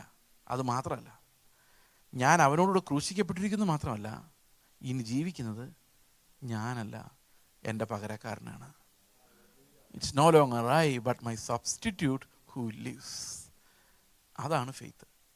വിശ്വാസം എന്നിലേക്ക് എത്തിക്കേണ്ടത് പൈസയല്ല, വിശ്വാസം എന്നിലേക്ക് എത്തിക്കേണ്ടത് രോഗസൗഖ്യമല്ല, വിശ്വാസം എന്നിലേക്ക് എത്തിക്കേണ്ടത് എന്നെ രക്ഷിച്ച കർത്താവിനെ തന്നെയാണ്, എൻ്റെ പകരക്കാരനെയാണ്. ഈ പുൾപ്പിറ്റിലേക്ക് ഞാൻ വിശ്വസിക്കുന്നുണ്ടെങ്കിൽ ഞാൻ എത്തിക്കേണ്ടത് എൻ്റെ പകരക്കാരനായ ക്രിസ്തുവിനെയാണ്. ഞാനല്ല, ക്രിസ്തു അത്രേ എന്ന് ഞാൻ പറയുമ്പോൾ എനിക്ക് പകരം നിങ്ങളോട് കർത്താവ് സംസാരിക്കും എന്നിലൂടെ. മനസ്സിലാവുന്നുണ്ടോ? അവിടെ മഹത്വം അവനാണ് അകപ്പെ പൂർത്തീകരിക്കുന്നത്. നിങ്ങൾക്കിത് കേൾക്കുമ്പം തോന്നില്ലേ, കർത്താവിന് ഞങ്ങളോട് ഭയങ്കര സ്നേഹം തോന്നില്ലേ? അതെങ്ങനെ നിങ്ങൾക്ക് മനസ്സിലാകുന്നത്? അത് മനസ്സിലാകുന്നത് എനിക്ക് സ്നേഹമുള്ളതുകൊണ്ടല്ല, കർത്താവിന് നിങ്ങളോട് സ്നേഹമുള്ളതുകൊണ്ടാണ്. അത് പറയാൻ വേണ്ടി എന്നെ വിട്ടിരിക്കുന്നത്, അവൻ്റെ സ്ഥാനത്ത് ഞാൻ നിൽക്കുന്നത് വിശ്വാസത്താലാണ്. It's his place, I stand here in faith. മനസ്സിലാവുന്നുണ്ടോ? ആ ഫെയ്ത്താണ് എന്നെ ഈ നീതിയിൽ സീറോക്കാരനല്ലാതെ എന്നെ രക്ഷപ്പെടുത്തുന്നത്. അല്ലെങ്കിൽ സിംഗപ്പൂർ വരെ വന്ന് നിങ്ങളോട് സംസാരിച്ചല്ല ഒരു 0 വാങ്ങിക്കാനാണെങ്കിൽ എത്ര അല്ലേ? അപ്പം എന്ത് സിമ്പിളാന്ന് നോക്കി, സിമ്പിളാ. ഒറ്റ ഫെയ്ത്ത് മതി. ഞാനല്ല, ക്രിസ്തു അത്രേ. വിശ്വസിച്ച് നോക്കി, നമ്മുടെ ജീവിതത്തിലെ കാഴ്ചപ്പാടെല്ലാം മാറിപ്പോവും, ആൾക്കാരുടെ ഇടപെടുന്ന മാറിപ്പോവും. അവിടെയെല്ലാം ഞാൻ മരിക്കുമോ, എന്നെ മരണത്തിന് ഏൽപ്പിക്കുക. ഇതിനകത്തൊരു പാക്കേജ് ഉണ്ട്. ഈ പാക്കേജാണ് വിശ്വാസത്തിൻ്റെ രണ്ടാമത്തെ ഭാഗം, കാണാത്ത കാര്യങ്ങളുടെ നിശ്ചയം. അതാണ് റോമർ 8:1. ഇപ്പോൾ ക്രിസ്തു യേശുവിലുള്ളവർക്ക്. അപ്പോൾ നമ്മുടെ ശിക്ഷാവിധി മാറിപ്പോയി എന്നുള്ളത് നമുക്ക് കാണാൻ പറ്റുന്നില്ല. നമ്മുടെ കാഴ്ചയിൽ നോക്കിയാൽ നമ്മൾ തന്നെയാണ് ജീവിക്കുന്നത്. പക്ഷേ വിശ്വാസത്താൽ നോക്കുമ്പം ഞാനല്ല, ക്രിസ്തു അത്രേ. കാഴ്ചയിൽ നോക്കുമ്പോൾ ആരാ ജീവിക്കുന്നത്? ഞാൻ തന്നെയാണ്. പക്ഷെ വിശ്വാസത്താൽ നോക്കുമ്പോൾ ഞാനല്ല, ക്രിസ്തു അത്രേ. ഇപ്പോൾ ജഡത്തിൽ ഞാൻ ജീവിക്കുന്നത് വിശ്വാസത്താലാണ്. ഈ കാണാത്ത കാര്യങ്ങളുടെ നിശ്ചയം കൂടെ എന്താണെന്ന് പറഞ്ഞിട്ട് നമുക്ക് ഈ സെഷൻ അവസാനിപ്പിക്കാം. വളരെ ചുരുക്കമായിട്ട് ഞാനിത് പറയുന്നത്. ചില കാര്യങ്ങൾ ഞാൻ നേരത്തെ പറഞ്ഞിട്ടുള്ളതാണ്, അതുകൊണ്ടാണ് ചുരുക്കമായിട്ട് പറയുന്നത്. എല്ലാവരും കേൾക്കേണ്ടതും ആയതുകൊണ്ടാണ്. എന്താണ് കാണാത്ത കാര്യവും ഇല്ലാത്ത കാര്യവും തമ്മിലുള്ള വ്യത്യാസം? ഇല്ലാത്ത കാര്യവും കാണാത്ത കാര്യവും. ഈ ഹാളിൽ ഇപ്പോൾ ഇല്ലാത്തൊരു കാര്യം പറയോ? ഇന്നത്തെ കാലത്തൊക്കെ എല്ലാം ഉണ്ട്. ഇതുണ്ടോ? വേറെ ഏതെങ്കിലും ഹാളിലായിരുന്നെങ്കിൽ നമുക്ക് ഇതെന്തെങ്കിലും ഇല്ലെന്ന് പറയായിരുന്നു. അതൊന്നും എന്തില്ല? ഫാനില്ല, ഇല്ലാത്ത കാര്യം. ആശ്വാസമായി, കാര്യം കണ്ടുപിടിച്ചല്ലോ. ഇനി ഉണ്ട്, പക്ഷെ കാണാനോ ശ്വസിക്കാനോ അറിയാനോ പറ്റാത്ത എന്തുണ്ട്? ഈ ഹാളിൽ ഉണ്ട്, പക്ഷെ നമുക്ക് ശ്വസിക്കാൻ പറ്റൂലേ? അനുഭവിക്കാനൊന്നും പറ്റാത്ത, ഇന്ദ്രിയങ്ങളാൽ അനുഭവിക്കാൻ പറ്റാത്ത. റേഡിയോസ്. എന്നാലും ഞാൻ വിചാരിച്ചു കുറച്ചുകൂടെ ആത്മീകമായിട്ട് പറയുമെന്ന് വിചാരിച്ചു. കർത്താവ് നമ്മുടെ ഇടയിലില്ലേ? ഇല്ലേ? റേഡിയോസ് വേവ്സ് എന്ന് പറഞ്ഞാൽ എന്നെ തകർത്ത് കളഞ്ഞു. കർത്താവ് 2-3 പേർ കൂടുന്നവരുടെ നടുവിൽ കർത്താവുണ്ടല്ലേ? ഓക്കെ, കാണാൻ പറ്റത്തില്ല. അപ്പം നമ്മൾ ഇല്ലാത്ത ഫാൻ വിശ്വസിച്ച് കൊണ്ടിരുന്നതാണോ? കാണാത്ത കർത്താവിനെ കാണുന്നതാണോ ഫെയ്ത്ത്? വിശ്വാസം എന്നതോ മോഹിക്കുന്നതിൻ്റെ എല്ലാ ഉറപ്പും ഇല്ലാത്ത കാര്യങ്ങളുടെ നിശ്ചയവും എന്നാണോ? അതോ പ്രത്യാശിക്കുന്നതിൻ്റെ ഉറപ്പും കാണാത്ത കാര്യങ്ങളുടെ നിശ്ചയം എന്നാണോ? നമ്മൾ ഇന്ന് പിശാച് എങ്ങനെ നമ്മുടെ വിശ്വാസം മറിച്ചേക്കുന്നത്? അബ്രഹാമിൻ്റെ ഫെയ്ത്തും സാത്താൻ്റെ ഫെയ്ത്തും. സാത്താൻ്റെ ഫെയ്ത്ത് എന്ന് പറയുന്നത് നിത്യതയിലോട്ട് പോവില്ല. സാത്താൻ്റെ ഫെയ്ത്ത് എന്ന് പറയുന്നത് മോഹിക്കുന്നതിൻ്റെ എല്ലാം ഉറപ്പാണ്. മോഹിച്ചോളാൻ പറയുന്ന ആരാ? സാത്താന. നീ ഈ മഹത്വം എല്ലാം കണ്ടോ എന്ന് ചോദിച്ച് മോഹിപ്പിക്കാൻ നോക്കിയത് ആരാ? സാത്താന. അപ്പം സാത്താൻ്റെ വിശ്വാസം എന്ന് പറയുന്നത് ഈ മോഹങ്ങളിലേക്ക് നമ്മളെ നയിക്കുന്നത്. മനസ്സിലാവുന്നുണ്ടോ? അതുകൊണ്ടാണ് പല പ്രവചനങ്ങളും സാത്താന്യമാകുന്നത്. എന്നോടുള്ള പറയാണ്, നിങ്ങൾക്ക് എയ്റോപ്ലെയിനിൽ നിന്ന് ഇറങ്ങാൻ സമയം ഉണ്ടാവില്ല, ഇത്ര തിരക്കായിരിക്കും. 2 വർഷം മുമ്പ് പറഞ്ഞു കേട്ടോ. അന്ന് ഈ തിരക്കില്ലായിരുന്നു. ഈ 1.5 വർഷമായിട്ടാണ് ഞാൻ ഇങ്ങനെ. സത്യം പറഞ്ഞ ഒരു സൈഡിൽ കൂടെ നോക്കിയാൽ ശരിയാന്ന് തോന്നാം.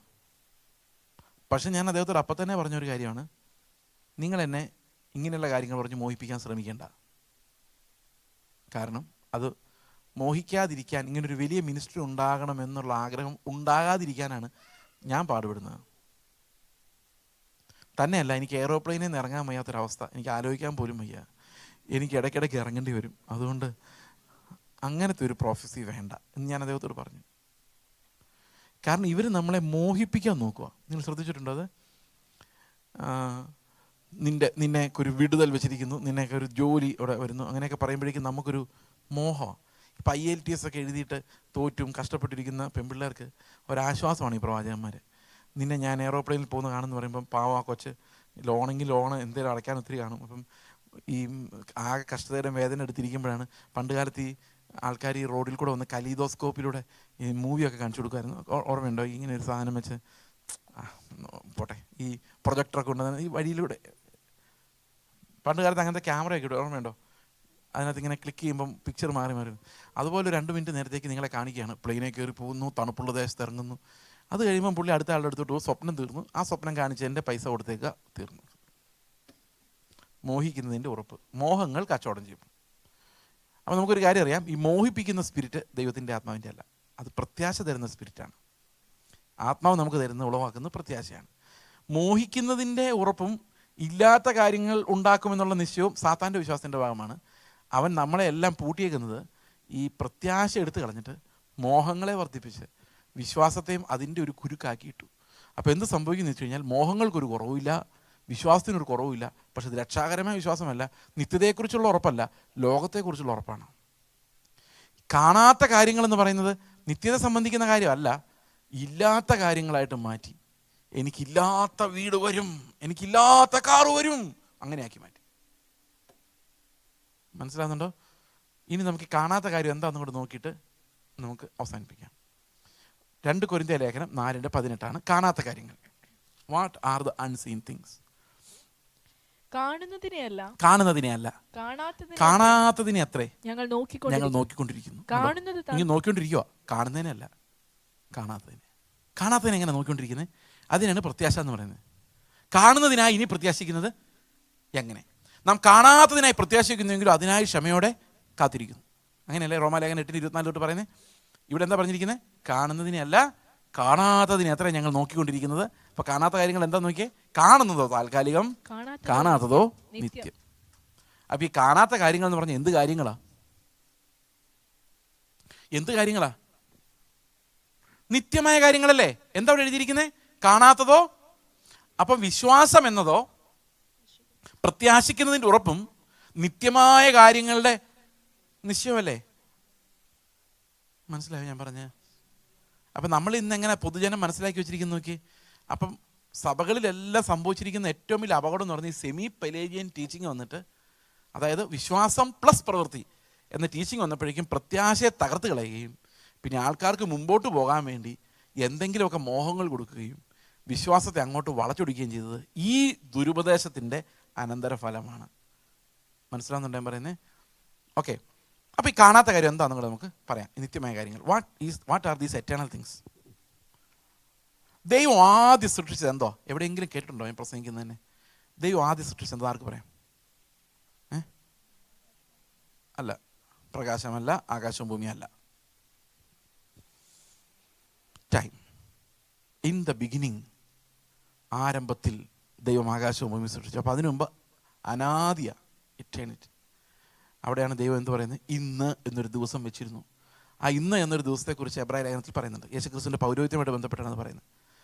ഇന്ന് നീ എൻ്റെ പുത്രൻ, ഇന്ന് ഞാൻ നിന്നെ, ആരുടെ പറഞ്ഞ? ഓൾറെഡി ഉള്ള പുത്രനോട് തന്നെ പറയുന്നത്. ഇന്ന് ഞാൻ നിന്നെ ജനിപ്പിച്ചിരിക്കുന്നു. There is a time. അങ്ങനെയാണ് ഇന്നുണ്ടാകുന്നത്, ടൈം ഉണ്ടാകുന്നത്. പുത്രൻ്റെ മഹാപൗരോഹിത്യത്തോടുകൂടിയാണ് ടൈം ഉണ്ടാകുന്നത്. He's an eternal priest. Okay. മൽക്കിസദേക്കിൻ്റെ ക്രമപ്രകാരം എന്നേക്കും ഒരു പുരോഹിതൻ. ചില ആൾക്കാർ വിശ്വസിക്കുന്നു പുനരുത്ഥാനം ചെയ്ത് കഴിഞ്ഞാൽ പുരോഹിതനായിരുന്നു. ഈ അടുത്തിടെയും കേട്ടോ അങ്ങനത്തെ ഈ അവിടെ ഇവിടവും വായിച്ചിട്ട് ഒന്ന് പ്രസംഗിക്കുന്നതിൻ്റെ അപകടം. അപ്പോൾ പിന്നെ ഞാൻ അവരോട് ചോദിച്ചു, അപ്പോൾ കാൽവരി ക്രൂശിൽ യാഗം അർപ്പിച്ച് ഏത് പുരോഹിതനാണ്? പുനരുത്ഥാനത്തിന് ശേഷം പുരോഹിതനായെങ്കിൽ കാൽവരി ക്രൂശിൽ യാഗം അർപ്പിക്കാൻ വേറൊരു പുരോഹിതൻ വന്നു. ആ മഹാപുരോഹിതൻ തൻ്റെ തന്നെ ശരീരത്തെ യാഗമായി അർപ്പിച്ചു എന്നല്ലേ പറയുന്നത്? അല്ലേ?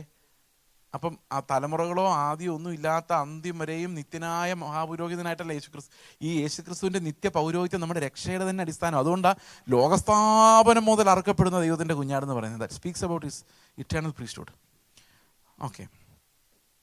അപ്പോൾ ദൈവം ആദ്യം ഉണ്ടാക്കുന്ന ടൈമാണ്. ടൈമിനകത്താണ് ആകാശം ഭൂമി. ഇവിടെ ടൈം തുടങ്ങിയെന്ന് വിചാരിച്ചോ, ഇവിടെ തീരുന്നെന്ന് വിചാരിച്ചോ. ആകാശം ഭൂമി മനുഷ്യർ എല്ലാം ഉണ്ടായി. അവസാനം കർത്താവ് വന്ന് ഇവിടെ ഈ സമയത്താണെന്ന് വിചാരിച്ചോ. ഞാൻ നിങ്ങളോട് സംസാരിച്ചുകൊണ്ടിരിക്കുന്നത് ഇവിടെയാണ്, ഈ പോയിന്റിലാന്ന് വിചാരിച്ചോ. ടൈം തീരാൻ പോവുക. ഇതാണ് ടൈം ലൈൻ എന്ന് പറയുന്ന സാധനം. ഈ ടൈം തീരുമ്പം ഈ കാണാവുന്നതെല്ലാം തീരും. കാരണം ഇതെല്ലാം എവിടെ ഉണ്ടാക്കിയേക്കുന്നത്? സമയത്തിനകത്താണ് ഉണ്ടാക്കിയേക്കുന്നത്. മനസ്സിലായോ? ഓക്കെ. നിങ്ങൾ ഫിസിക്സ് പഠിക്കുന്ന പിള്ളേരാരെങ്കിലും ഉണ്ടോ? ഇത് ശാസ്ത്രം ഇങ്ങനെ തന്നെയാണ് പറയുന്നത്. അതായത് ആപേക്ഷികത സിദ്ധാന്തം എന്ന് പറഞ്ഞൊരു സാധനമുണ്ട്. ആൽബർട്ട് ഐൻസ്റ്റീൻ കണ്ടുപിടിച്ച സാധനമാണ് ആപേക്ഷിക സിദ്ധാന്തം. ഈ ആപേക്ഷികത സിദ്ധാന്തം പഠിപ്പിക്കുന്ന കാലത്ത് ആർക്കും ഒന്നും മനസ്സിലാവത്തില്ലായിരുന്നു. ഭയങ്കര ഗഹനമായ കാര്യമായിരുന്നു അന്ന്. ഇന്നിപ്പോൾ ഈ സിലബസിലൊക്കെ ഉണ്ട്, ആൾക്കാർ പഠിക്കുന്നൊക്കെ ഉണ്ട്. പക്ഷെ അന്ന് ഈ യൂറോപ്പിലൊരു ശാസ്ത്രജ്ഞനും പിന്നെ ഈ ഐൻസ്റ്റീൻ്റെ ഡ്രൈവറിനും മാത്രമേ ഇതെന്താണെന്ന് അറിയുള്ളൂ എന്നൊരു ചൊല്ലുണ്ടായിരുന്നു. ഐൻസ്റ്റീൻ്റെ ഡ്രൈവർ എന്ന് പറഞ്ഞാൽ കാണാതെ പഠിച്ചാൽ അവന് വിവരമൊന്നുമില്ല, എന്താണെന്ന് അറിയാൻ മേല. പക്ഷേ എപ്പോഴും പോയി പ്രസംഗിക്കുന്നുണ്ട്. ഇപ്പം എൻ്റെ മോൻ എൻ്റെ പ്രസംഗങ്ങളൊക്കെ ഏകദേശം കാണാതെ അറിയാം. അങ്ങനെ പഠിച്ചതാണ്. അപ്പോൾ ഈ ഐൻസ്റ്റീൻ പ്രസംഗിച്ച് എടുത്ത് ആർക്കും ഒന്നും മനസ്സിലാകുന്നില്ല. പുള്ളി ആ ഫോർമുലയൊക്കെ വരച്ചെഴുതി ആർക്കും ഒന്നും പിടികിട്ടുന്നില്ല. അങ്ങനെ ആയപ്പോൾ ഒരു ദിവസം ഈ ഡ്രൈവറോട് പറഞ്ഞു, കാറുണ്ട്, ഇന്നത്തെ കാലത്ത് കാറുണ്ട്, പക്ഷേ ഈ ടി വി ഒന്നും അത്ര ഇതല്ല, വൈഡ് സ്പ്രെഡ് അല്ല. അപ്പോൾ ഡ്രൈവറോട് പറഞ്ഞു, ഞാൻ മടുത്ത് പ്രസംഗിച്ച് ആൾക്കാർക്കൊന്നും മനസ്സിലാകുന്നില്ല എന്ന് പറഞ്ഞ് മടുത്തിരി, ഞാൻ നിർത്താൻ പോരും. അപ്പോൾ ഡ്രൈവർ പറഞ്ഞു, സാറിൻ്റെ വിഷമം എനിക്കറിയാം, സാറിനോട് വിളിക്കില്ല കേട്ടോ അമേരിക്കയിൽ, ഞാൻ പറഞ്ഞതേ ഉള്ളൂ. അതുകൊണ്ട് സാറിന് വിരോധമില്ലെങ്കിൽ ആർക്കും അറിയാം, എനിക്ക് ഈ പ്രസംഗം മുഴുവൻ കാണാതെ അറിയാം, അപ്പം സാറിന് പകരം ഞാൻ പ്രസംഗിച്ചോളാം ഇന്നൊരു ദിവസം എന്ന് പറഞ്ഞു. അപ്പോൾ പുള്ളി പറഞ്ഞു ഓക്കെ എന്ന് പറഞ്ഞു. അപ്പം പുള്ളിയുടെ കോട്ട് എടുത്ത് ഡ്രൈവറിന് കൊടുത്തു. അയാൾ ഡ്രൈവറായിട്ട് ഐൻസ്റ്റീൻ ചെന്നു. കാരണം ആർക്കും അറിയത്തില്ല അയാൾ കണ്ട എങ്ങനെ ഇരിക്കുന്നത്. 20കളിലൊക്കെയാണ്, 1920s. അപ്പോൾ ഈ ഡ്രൈവർ ചെന്ന് സ്റ്റേജിലോട്ട് കയറുന്ന ഒന്നാം തരം പ്രസംഗം 2.5 മണിക്കൂർ എബൌട്ട് ആപേക്ഷിക സിദ്ധാന്തം. പക്ഷേ ഇയാൾക്കൊന്നും അറിയത്തില്ല, ഒത്തിരി തെറ്റൊക്കെ വരുന്നുണ്ട്, പക്ഷേ ആർക്കും മനസ്സിലാകത്തോണ്ട് കുഴപ്പമൊന്നുമില്ല. അപ്പോൾ കുറേ കഴിഞ്ഞപ്പം ഒരിക്കലും പതിവില്ലാത്ത പോലെ സദസ്സിൽ നിന്ന് ഒരാൾ കൈപൊക്കി പറഞ്ഞു, എനിക്കൊരു സംശയമുണ്ട് സാർ എന്ന് പറഞ്ഞു. പിന്നെ അവരങ്ങനൊരു പ്രതിസന്ധി അതിജീവിച്ചിട്ടില്ല, വന്നിട്ടില്ല, ആരും ചോദിച്ചിട്ടില്ല. അപ്പോൾ ഇയാൾ ചോദിച്ചു എന്താ ചോദിച്ചു, പേടിച്ചു, വിറയ്ക്കാൻ തുടങ്ങി പുള്ളി. അന്നേരം അയാൾ പറഞ്ഞു, നിങ്ങൾ 2-2.5 മണിക്കൂറായിട്ട് ഈ ആപേക്ഷികതാ സിദ്ധാന്തം പറഞ്ഞ് ലെക്ചർ ചെയ്തുകൊണ്ടിരിക്കുന്നു, ഞങ്ങൾക്കൊരു അക്ഷരം പോലും മനസ്സിലായില്ല, അതുകൊണ്ട് 1 മിനിറ്റ് കൊണ്ട് ഇതെന്താ സംഭവം എന്ന് ചുരുക്കി പറയാമെന്ന്. ഇയാൾ വെള്ളം കുടിച്ചു. അയാൾ പറഞ്ഞു, നിങ്ങൾ ഇത്രയും വലിയ സ്കോളേഴ്സും പണ്ഡിതന്മാരും ഡോക്ടേഴ്സും ഇരുന്നിടത്ത് 2 മണിക്കൂർ ഞാൻ സംസാരിച്ചിട്ട് ഒന്നും മനസ്സിലായില്ലെന്ന് പറഞ്ഞാൽ എനിക്ക് ലജ്ജ തോന്നുന്നു. ഇതേ 10ാം ക്ലാസ് പോലും പാസ്സാവാത്ത എൻ്റെ ഡ്രൈവർ വരും ഇവിടെ എന്ന് പറഞ്ഞു. ആരത്? ഐൻസ്റ്റീൻ. ഐൻസ്റ്റീൻ ഫ്രണ്ടിലോട്ട് വന്നിട്ട് പറഞ്ഞു, സാറ് പറഞ്ഞ് എനിക്ക് മനസ്സിലായത് ഇങ്ങനെയാണ്, ഇതാ ഞാൻ പറയാൻ ഉദ്ദേശിച്ചത്, ഇതാ പറയാൻ ഉദ്ദേശിച്ചത്. ഐൻസ്റ്റീൻ പറഞ്ഞ തന്നെ ഈ പറഞ്ഞ കാര്യങ്ങൾ, കഥ ശരിയാണെന്ന് എനിക്കറിയാൻ മേല. ഐൻസ്റ്റീൻ പറഞ്ഞിങ്ങനെയാണ്, ഇപ്പോൾ സമയം 9:03 മിനിറ്റേ ഉള്ളൂ, ഓക്കെ. അപ്പോൾ ഈ ഭൂമി ഇവിടെ ഉണ്ട്. 9 മണിക്ക് ഈ ഭൂമി ഇല്ലാതെ പോയാൽ 9:10 പ്രപഞ്ചത്തിൽ എവിടെയെങ്കിലും നിന്നുകൊണ്ട് പറയാൻ പറ്റില്ല, 8:50 ഇവിടെ ഭൂമി ഉണ്ടായിരുന്നു പറയാൻ പറ്റില്ല. കാരണം ഈ ഭൂമി പോകുന്ന വഴിക്ക് സമയം അതിൻ്റെ കൂടെ അങ്ങ് പോകും. ഒന്നും മനസ്സിലായില്ലല്ലോ? ഇതിനെയാണ് ആപേക്ഷിക സിദ്ധാന്തം എന്ന് പറയുന്നത്. എന്ന് പറഞ്ഞാൽ ഈ ടൈമും സൃഷ്ടിയും എല്ലാം ഒന്നിച്ചായിരിക്കുന്നതെന്നും അത് പരസ്പരം ആപേക്ഷികമാണെന്നും ഒന്ന് പോയാൽ മറ്റേതും അതിൻ്റെ കൂടെ പൊക്കോളൂന്നും ആപേക്ഷികമായിട്ടല്ല ഇതിനൊന്നും മനസ്സിലാക്കാൻ പറ്റില്ലെന്നാണ് ഐൻസ്റ്റീൻ പറഞ്ഞത്. ബൈബിളും അത് തന്നെയാണ് പറയുന്നത്. കാലം ചുരുളുപോലെ ചുരുട്ടുന്ന സമയത്ത് ഒന്നും നിലനിൽക്കുകയില്ല, ഇതെല്ലാം സമയം തീരുമ്പം തീരും. സമയത്തിനകത്ത് സൃഷ്ടിക്കപ്പെടുന്ന എല്ലാം താൽക്കാലികവും കാണാവുന്നതും അനുഭവിക്കാവുന്നതും. എന്നാൽ സമയത്തിന് വെളിയിൽ നടന്നിട്ടുള്ളതിനെയാണ് നമ്മൾ നിത്യം എന്ന് പറയുന്നത്. Even if time collapses nothing will happen to eternal promises. അവൻ്റെ നിത്യമായ പ്രോമിസസിന് സമയത്താൽ ബാധിക്കപ്പെടാൻ പറ്റാത്തതിനെയാണ് നമ്മൾ ഇറ്റേണൽ എന്ന് പറയുന്നത്. അപ്പോൾ കാണാത്ത കാര്യങ്ങൾ ആർ ഇറ്റേണൽ. മനസ്സിലായോ? അപ്പോൾ നമുക്കത് എന്താണെന്നും കൂടെ നോക്കാം. 1 മിനിറ്റേ ഉള്ളൂ, ഞാൻ 2 മിനിറ്റ് എടുക്കും. ഓക്കെ. 2 തിമോത്തിയോസ് 1:9. ഞാൻ വിചാരിക്കുന്ന അത്ര എത്തിയില്ലെന്ന്. അവൻ നമ്മെ രക്ഷിക്കുകയും വിശുദ്ധ വിളി കൊണ്ട് വിളിക്കുകയും ചെയ്തത് നമ്മുടെ പ്രവൃത്തികൾ നിമിത്തമല്ല. കണ്ടോ, പ്രവൃത്തികൾ നിമിത്തമല്ല. അത് ആദ്യം അണ്ടർലൈൻ, പ്രവൃത്തികൾ നിമിത്തമല്ല. പിന്നെയോ, സകല പ്രവൃത്തികൾ നിമിത്തമാണ്. നമുക്ക് ഒരു പ്രത്യാശയില്ല, ഒരു പ്രത്യാശയ്ക്കും വകയില്ല. വിശ്വാസത്താലായതുകൊണ്ട് മാത്രമേ പ്രത്യാശയുള്ളൂ. സകല കാലത്തിനും മുൻപ്. ഇവിടെ എഴുതിയിരിക്കുന്ന കിങ് ജെയിംസ് പഴയ വെർഷനാണ്, ബിഫോർ ദ വേൾഡ് ബിഗാൻ. പുതിയ വെർഷൻസിൽ before seasons began, before time began എന്നൊക്കെയുണ്ട്. സമയം ഉണ്ടാകുന്നതിന് മുമ്പ്, കാലങ്ങൾ ഉണ്ടാകുന്നതിന് മുമ്പ് എന്ത് ചെയ്തു? ക്രിസ്തു യേശുവിൽ, ഇൻ ക്രൈസ്റ്റ് ജീസസ് നമുക്ക് തന്നതാണ് ഈ രക്ഷ. അപ്പം എങ്ങനെ രക്ഷ തന്നെന്നറിയോ? ഇതിനകത്ത് കാൽവിനിസം അർമീനിയനിസം പറയും, ഏത് പറഞ്ഞാലും കുഴപ്പമില്ല. ദൈവം ഇങ്ങനെ ഈ ടൈമിലേക്ക് നോക്കി കുറേ ആൾക്കാരെ കണ്ടു. കാൽവിനിസം പറയുന്നത് അവൻ്റെ ഇഷ്ടത്തിന് കണ്ടു, അർമീനിയനിസം പറയുന്നത് വിശ്വസിക്കുന്നവരെ കണ്ടു. എന്തെങ്കിലും ആയിക്കോട്ടെ, കണ്ടല്ലോ, കണ്ടു, പിക്ക് ചെയ്തു. ആഡം തൊട്ട് വിശുദ്ധന്മാരെല്ലാം പിക്ക് ചെയ്തു. എന്നിട്ട് പുതിയ നിയമത്തിലെ അപ്പോസ്തലന്മാരെല്ലാം പിക്ക് ചെയ്തു. എന്നിട്ട് എന്നെ പിക്ക് ചെയ്തു. നിങ്ങളുടെ കാര്യം നിങ്ങൾ പറഞ്ഞാൽ മതി. ഇത്രയും പേരെ പിക്ക് ചെയ്തു. എപ്പോഴാണ്? ടൈം തുടങ്ങുന്നതിന് മുമ്പാണ്.